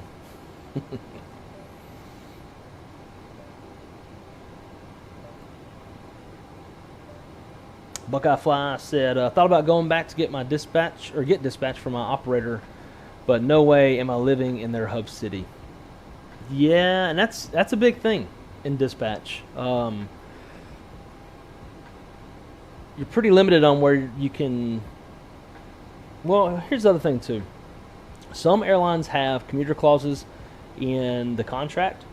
So for example, if like I believe United has it, Delta I believe has it. It's usually the bigger airlines, but so essentially, as long as you attempt, you can show that you attempted to get on 2 flights, jump seat, however. If you don't get on, you call, let them know. Obviously, you're not going to get paid for the shift that you're going to miss, but you're not in trouble either. So as long as you show that you attempted it, you're good. And then also, if you're commuting to work, the jump seat is first come, first serve, and there's like a threshold and like how soon you can book it. But If you set your alarm clock and you book the jump seat, that jump seat's yours. Nobody else, like no other pilots with more seniority, like nobody can bump you off the jump seat. If you're commuting to work or to home from work, nobody can bump you off the jump seat. So that's kind of part of the commuter life for a dispatcher at carriers that have that. So you don't have to live at that operator's hub. You can live elsewhere and just commute in, maybe get a crash pad with the pilots kind of thing, and then on your days off, fly back home. It's an option. But yeah, as a dispatcher, you're kind of limited on where you can live because you can only, for the most part, if you're trying to live close to work, where you're going to drive in every morning, you know, you're kind of stuck with the hub. So like JetBlue, you're going to be in Queens. United, you're in Chicago. Delta is in Atlanta. Spirit is in Orlando and Lauderdale. Allegiance in Vegas. Alaska's in Seattle. Frontier's in Denver. What's her name's? Sun Country is in Minneapolis for right now. Then you got all the regionals as well, like SkyWest is in St. George. But yeah, it's definitely something to consider. If there's a place that like you really want to live that there is an operator, you can always go for that. But obviously, if you're going from like, you know, the Big Four to regionals, it's going to be a huge impact in pay. But hey, if you got a spouse that makes tons of money, maybe it's something you can do. But yeah, that's definitely one of the limiting factors in being a dispatcher. My favorite part of DFW is going over the bridges. Haven't done that yet. Well, definitely, I'm sure it'll happen at some point. That's too bad it's all in Atlanta. We all know how badly Blake wants to move to Minneapolis. False. But if they ever opened a location in Salt Lake City, I'd go there. I don't know if Crystal would, but I would want to go there. Put me close to the mountains. Atlanta Center, Delta 729, flight level 350. We do need to start prepping for the arrival. Let's see. Kieran asks, would it be based on your shift that determines whether or not you are international or domestic? So, initially, for the first year, I'm only domestic qualified until I go through international. So it's not necessarily the shift, but let's say that like for next year's bid,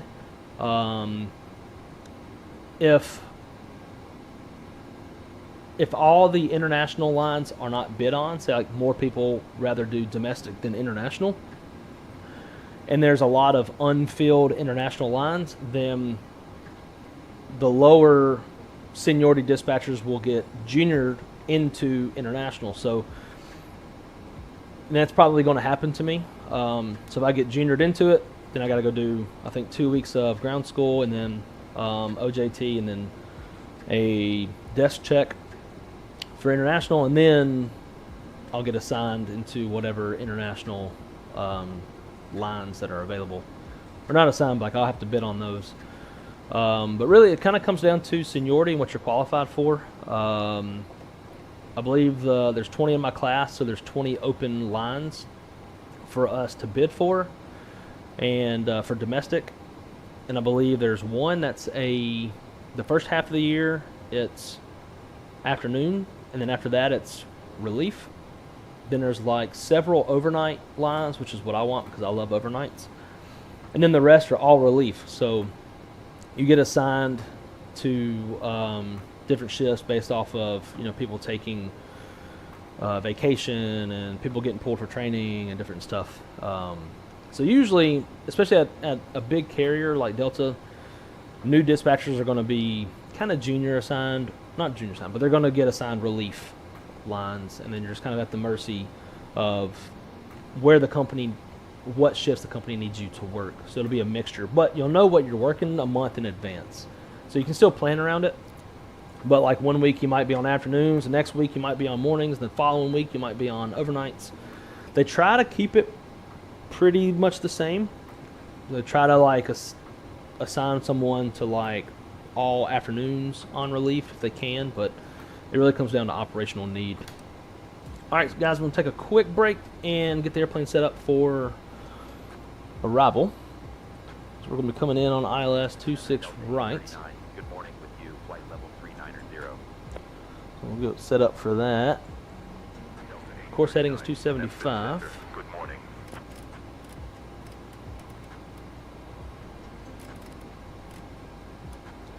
That's set. Frequency is 110.1.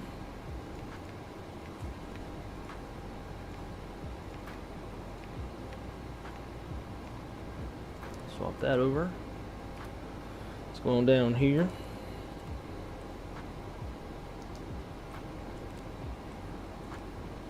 Flaps 30. Current weather in Atlanta is winds 100 at 6, 10 statute miles, view at 2600, temperatures 15, dew point 9, altimeter's 30, 12.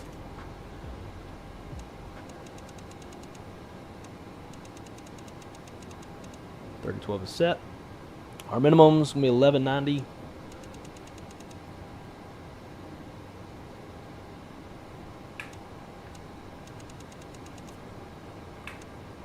Man. Wish you could just like digitally type it in. 1197.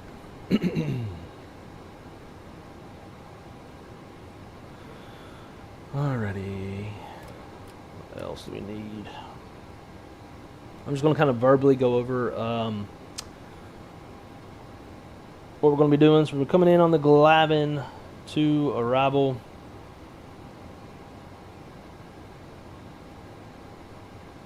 And we're going to be coming in from Rusa at Glavin, and landing west. So 250 knots, 14,000 feet. Keep it coming down on the north side. And that's pretty much it on the speed and altitude constraints.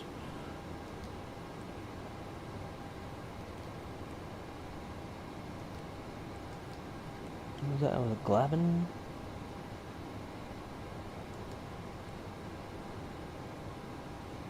In Glavin, I've got flight level 250 in the box.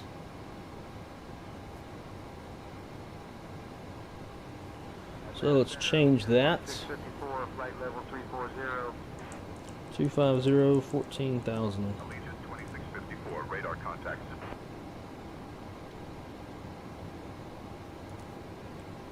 Execute that. Make sure that didn't change our top of drop. Oh, and it did. We're starting our way down here pretty quick. Memphis Center, Delta 839. Would like to begin our descent.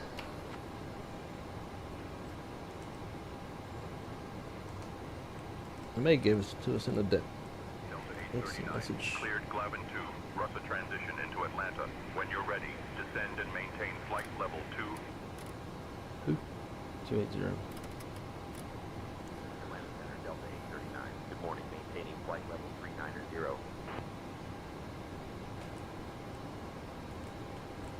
Delta 839, Atlanta Center. Good morning.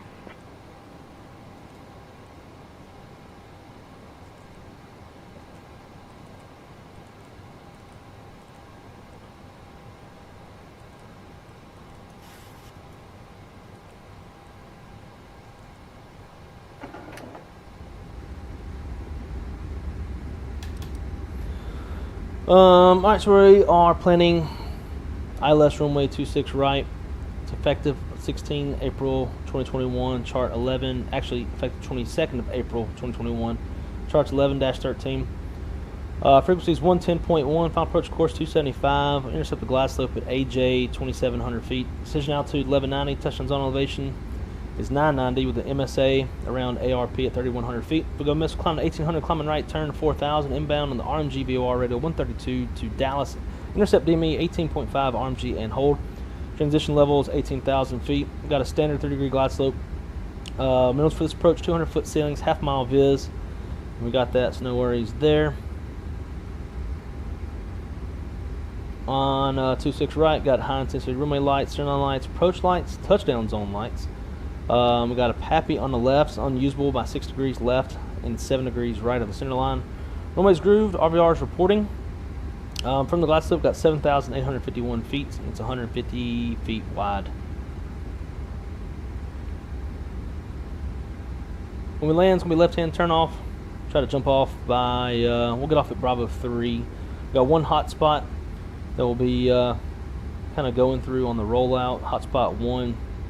It's on the intersections of 26 right and Charlie and Delta.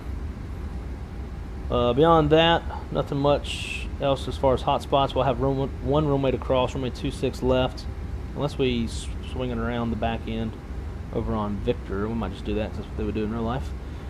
And we'll go park at, I don't know, we'll go to the Tango Concourse. Southwest 2176, flight level 360. Good weather, good NOTAMs, no terrain. Pretty standard stuff.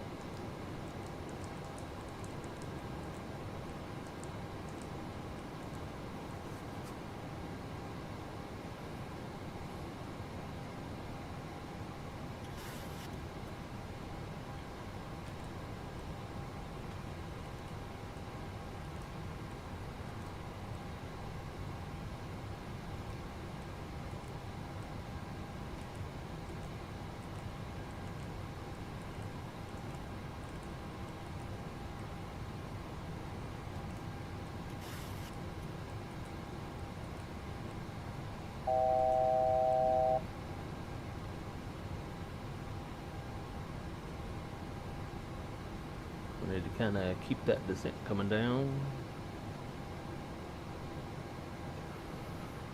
Alright, so I'm going to go auto brake level 3. Nav radios are tuned. Course headings are set.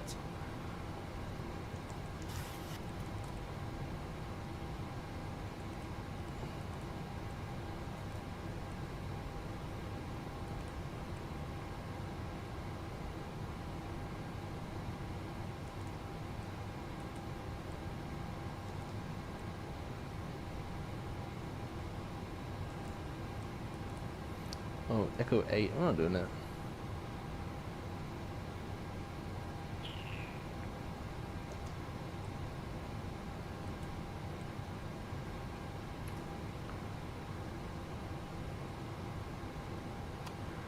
Atlanta Center Delta 839, looking for lower altitude.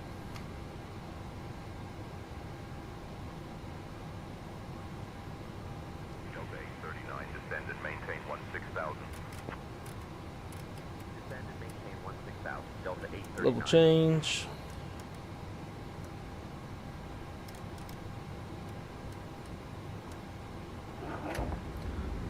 About 4,500 feet high, so we really got to start bringing this thing down.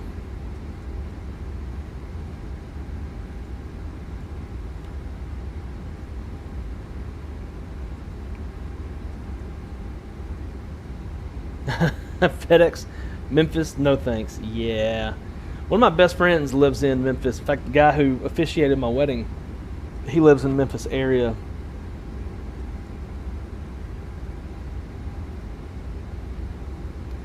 And he's just like, he's like, bro, you get a job at FedEx. Come live next to me. I'm like, bro, will never. Never live in Memphis.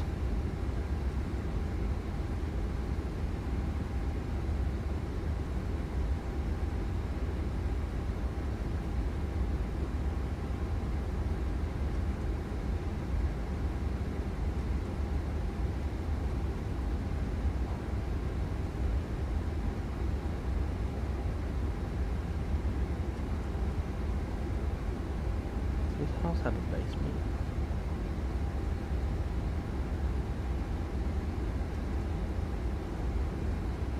Four bed.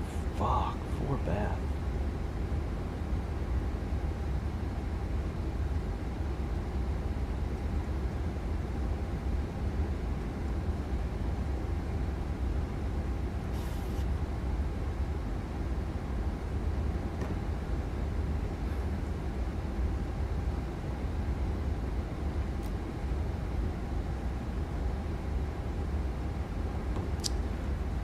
AJJ, what's up, man? All is good. Cannot complain. I just wish I had a little bit more time off and more time to hang out with y'all guys. you guys. But unfortunately, I don't, and I gotta get this plane on the ground pretty quick because I need shit. I'm supposed to be on the road in like 30 minutes. That's not gonna happen. Good thing I already showered though.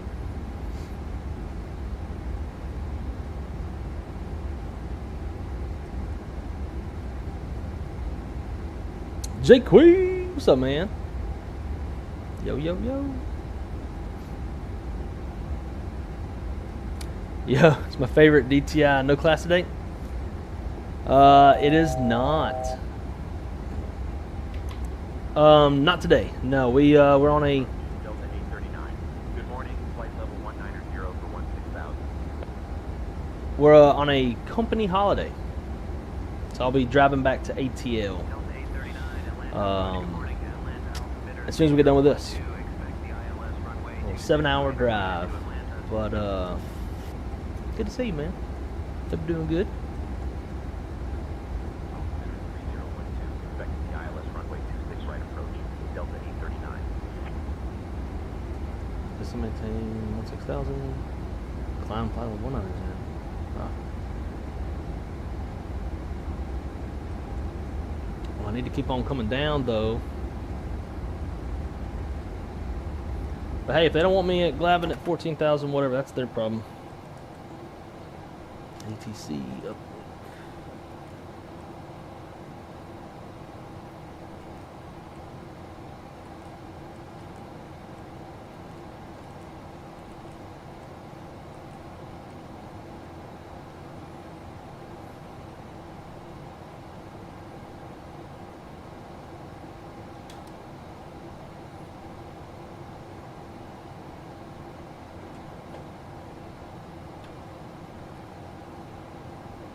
Got to go get some work done, drive safe, and work hard on this next phase of training. See you on the next stream. Well, Armchair Man, I'm glad you got to come and hang out for a little while and enjoy your work, and I will definitely do my best. See you on the next one, my friend. Hey, Jay. Well, look at this guy. Look at you. Appreciate you coming in and hanging out this morning, or now afternoon, as the clock strikes 12. Great to see you, dude. JJ, what's up, man? Ken, howdy, howdy. Welcome, welcome. I'm right by you at least every other week when I do my layovers in Atlanta to go to and from Indy to Daytona. That's a lot. Like, it's one thing to even be a commuter at all, but to throw a layover in the middle of that. But one day, maybe I'll catch you at the airport. If you're ever commuting, like on a Friday or a Sunday, let me know. 'Cause those days I might be commuting as well.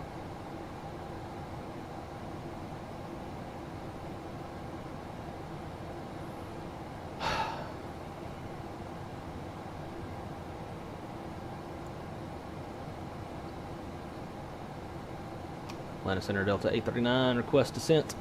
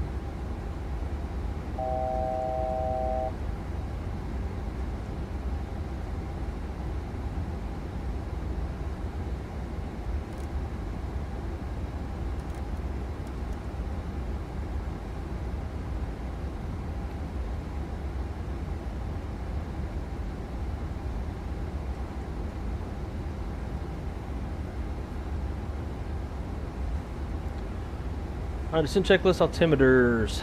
3012. Cross check. Minimums. Barrow 1190. Cross check. Landing data. Flaps 30 VREF 137. Approach briefs complete. Auto brakes are level 3. Seatbelt signs are on. Pressurization panel set and recall. Just checked. Approach checklist flight nav instruments are verified. Cabin notifications complete. Altimeters 3012 cross check.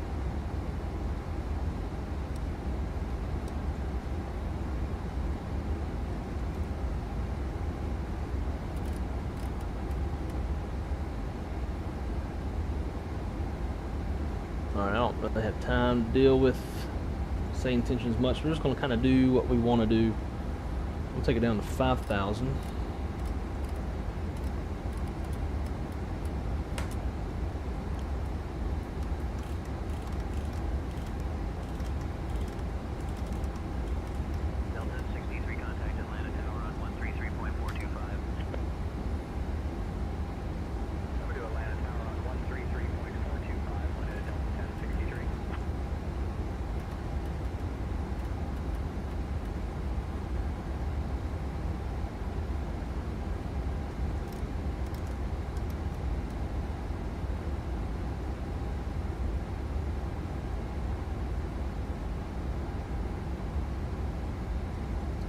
Probably gonna have to bust that 250 knot restriction as well, because we are in a rush.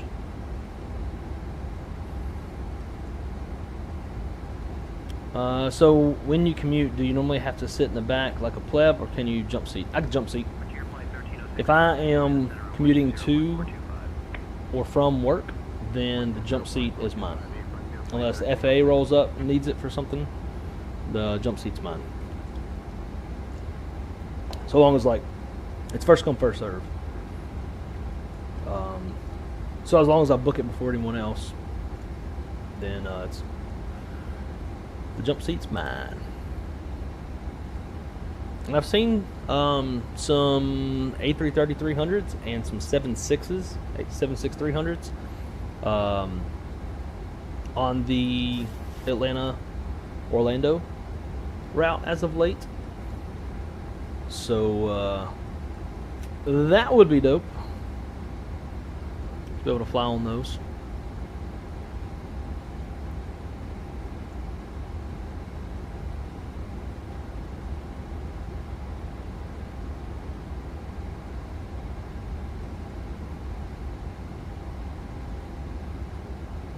I thought he'd be jump seat and not driving. So that's the plan eventually. It was just that this week Crystal works today, so getting to the airport to fly back would have been a little tricky. An Uber from my house to the airport would cost more than a round trip of charging in the Tesla. So I decided this week I would just drive, but next week I'm gonna try out the jump seating thing. But really, like, jump seating doesn't save me much time because Crystal can't pick me up from the airport until like 8 o'clock. And so by the time I land, so I think the flight lands at 8, so by the time she actually gets me, it's going to be like 8:30, get home at 9:30.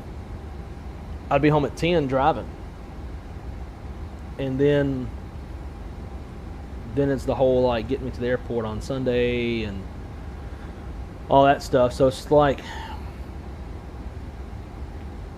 yeah, it's really kind of not much more beneficial to fly than to just drive. Because at least then I'm in control of my schedule and what happens. Like, I'll for sure, make it.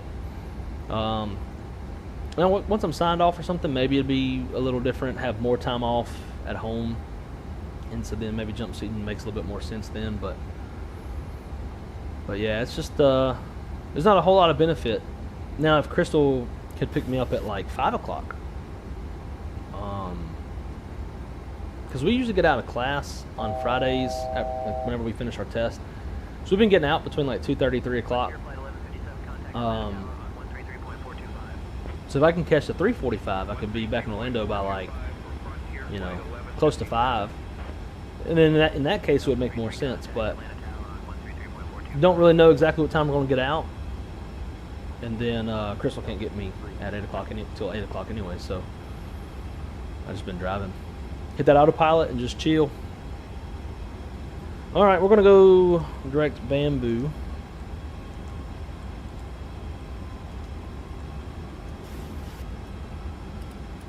We'll go down 4,000.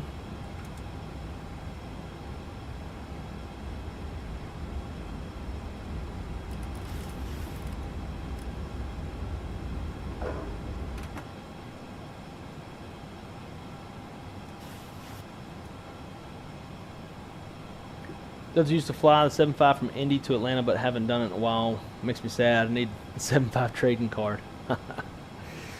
Yeah, and that's kind of the funny thing. And from Atlanta to Orlando, it's primarily the 7.5 with some 7.6s and some 330-300s thrown in.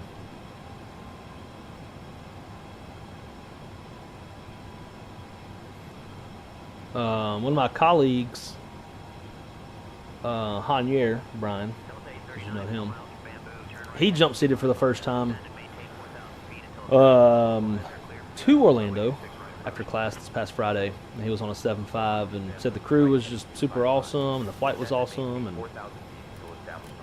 he loved it. Cleared for ILS runway 26 right approach, Delta 839. All right, clear for the approach. Approach.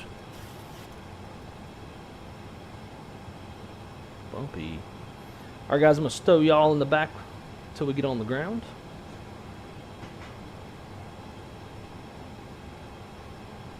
Delta 839, contact Atlanta Tower on 119.1.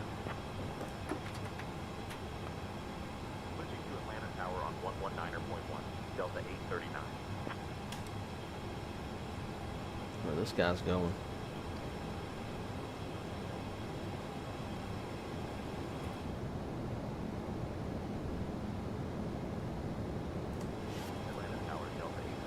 Good afternoon. Established on the ILS runway 26 right approach. Alright, glide slope. Vorloke MCP speed. 10 miles out. Go flaps 5.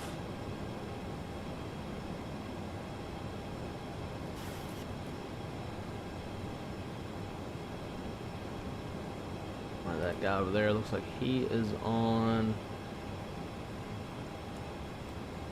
Delta 839 winds 27 left. 110 runway 26 right, clear to land.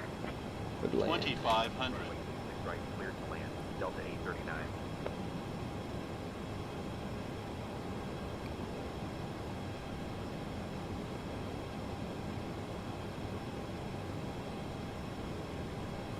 Let's approach altitude sets.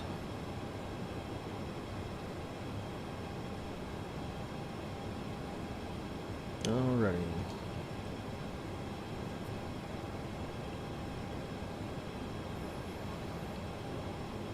Gear down. Flaps 15. VREF is set. Spoilers. Start to continuous.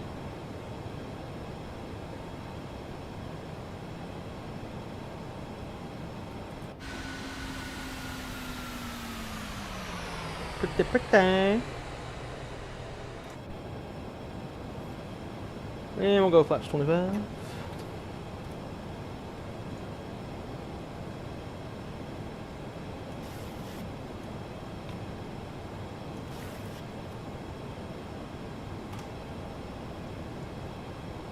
Get that recording. Come on now.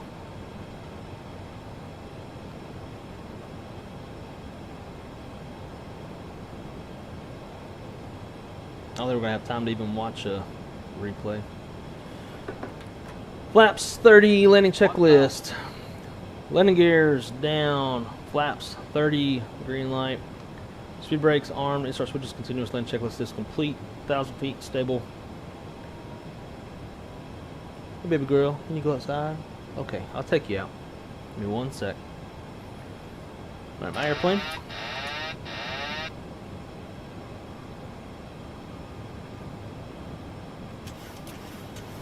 I know, baby. Give me 1 sec. This is go pretty bad. She doesn't shit on the floor. As soon as we land, we'll stop the airplane and we'll let the dog out. 400. 300. Approaching minimums. 10 knot tailwind, we're right at limits. Minimums. Still good. 50, 40, 30, 20, 10. Hold short of 27 right, Delta 1063.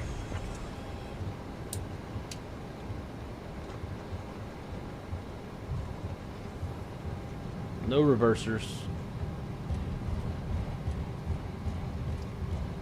Not sure why. Probably because FSU IPC's not running. Delta 839, welcome to Atlanta. Contact ground on 121.65. Switching to ground on 121.65, Delta 839.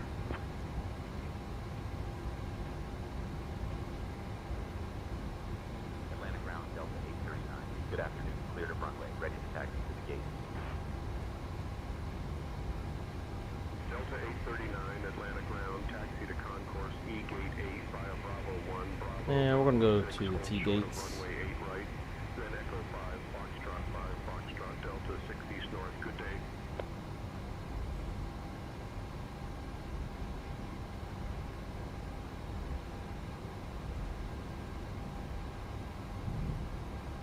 Concourse E gate 8, Bravo 1, Bravo, Bravo 6, hold short of runway 8 right, then Echo 5, Foxtrot 5, Foxtrot Delta 6 east north.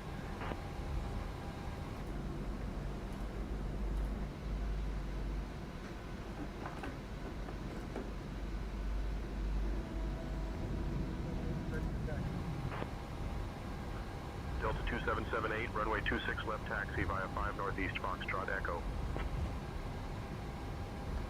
Runway 26 left taxi via 5 northeast Foxtrot Echo Delta 2778.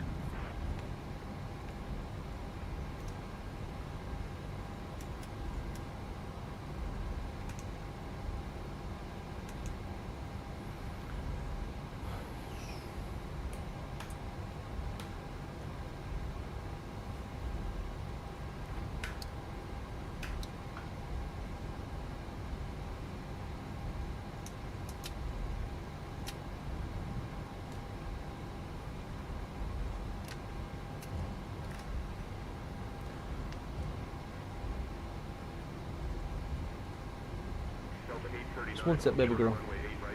Just 1 sec, not much longer. Please hold it. Please don't piss in the house. Be greatly appreciated.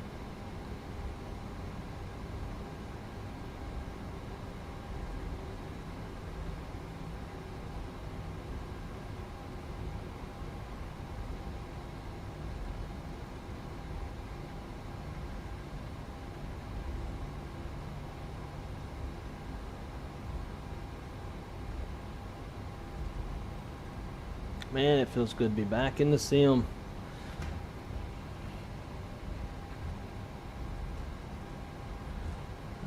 Tailwind did not make things super duper easy.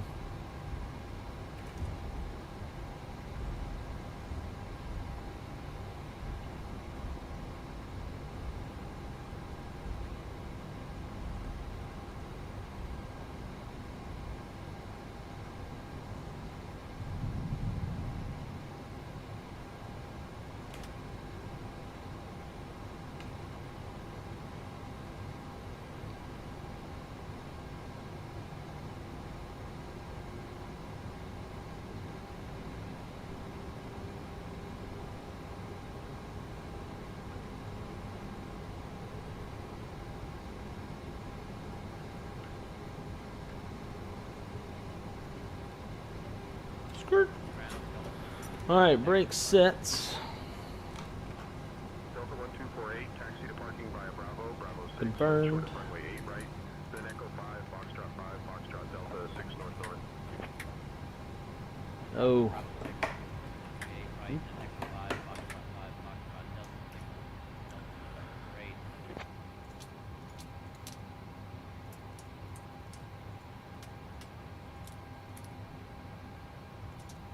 Oh, I forgot to kill the APU bleed when we started up.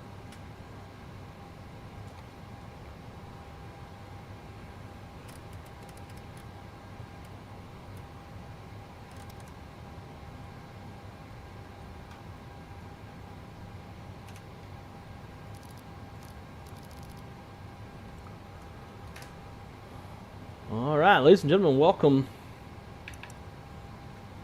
to Atlanta. Let's stop the replay.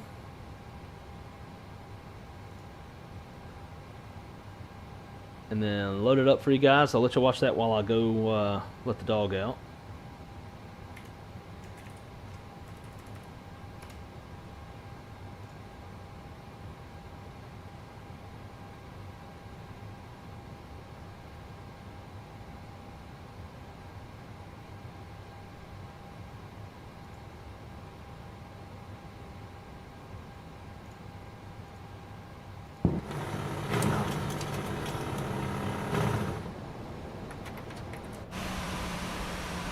Be right back.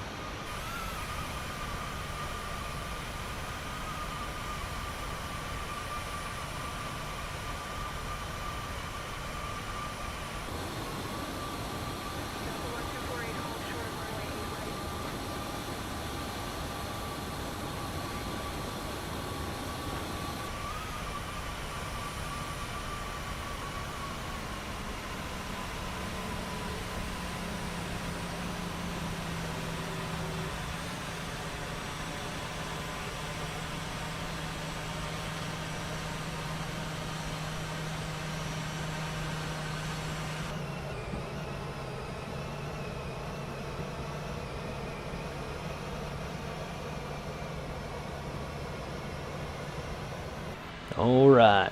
Well, I gotta say that didn't look too bad. I'm sure it's a little firm. What did we get on the landing rates? So negative 227. Not the smoothest in the world. We kind of had to deal with that tailwind popping her on the ground, but nonetheless, it wasn't terrible.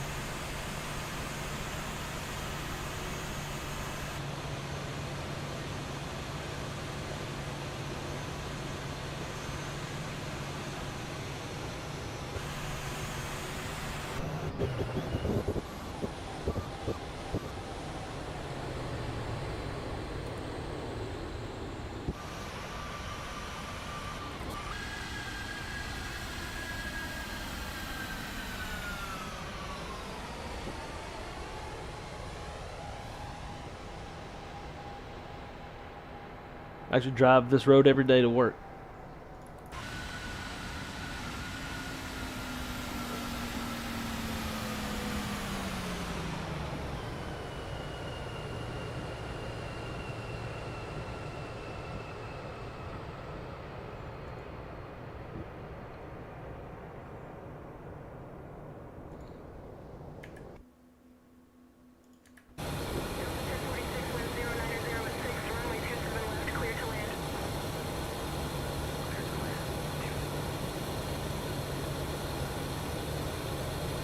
I'll get a couple more replays in, and then I gotta bounce.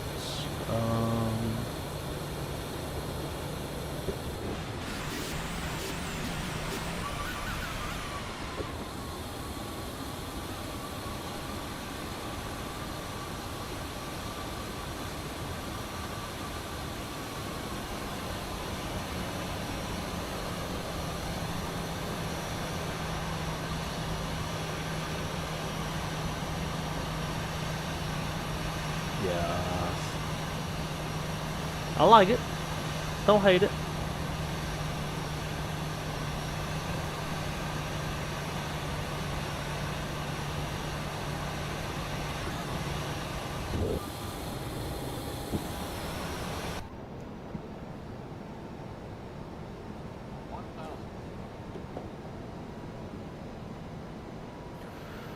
All right, well, guys, can't tell you how much I enjoyed this. Appreciate every single one of y'all for showing up and coming to hang out. And I wish I didn't have to go so long without being able to stream. But you know, that's just how it be sometimes. Life's gonna life. But even still, even though it's very sparse, it makes it all that much more fun to come back and hang out with you guys.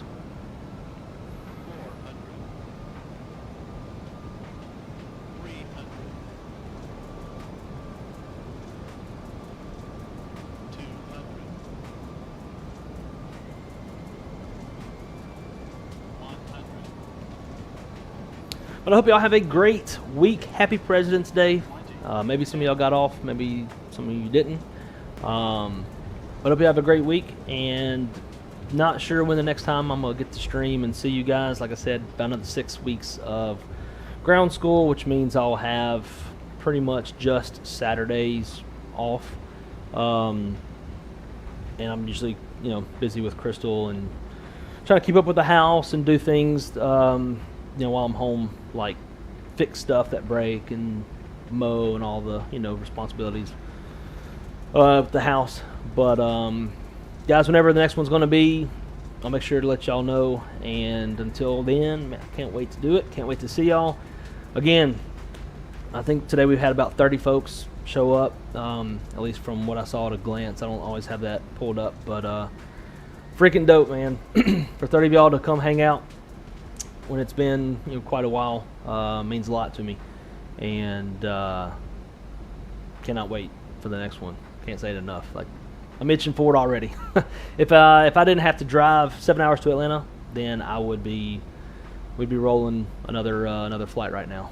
But anyways, guys, again, from the bottom of my heart, thank y'all for the support. Thank you for showing up. Thank you for hanging out in the chat. And I'm gonna miss y'all until the next one. But until then, as always, my name's Blake. Wrong Side Simulations. Be good or be good at it. Keep it on the wrong side, and I will catch you on the next one. Peace.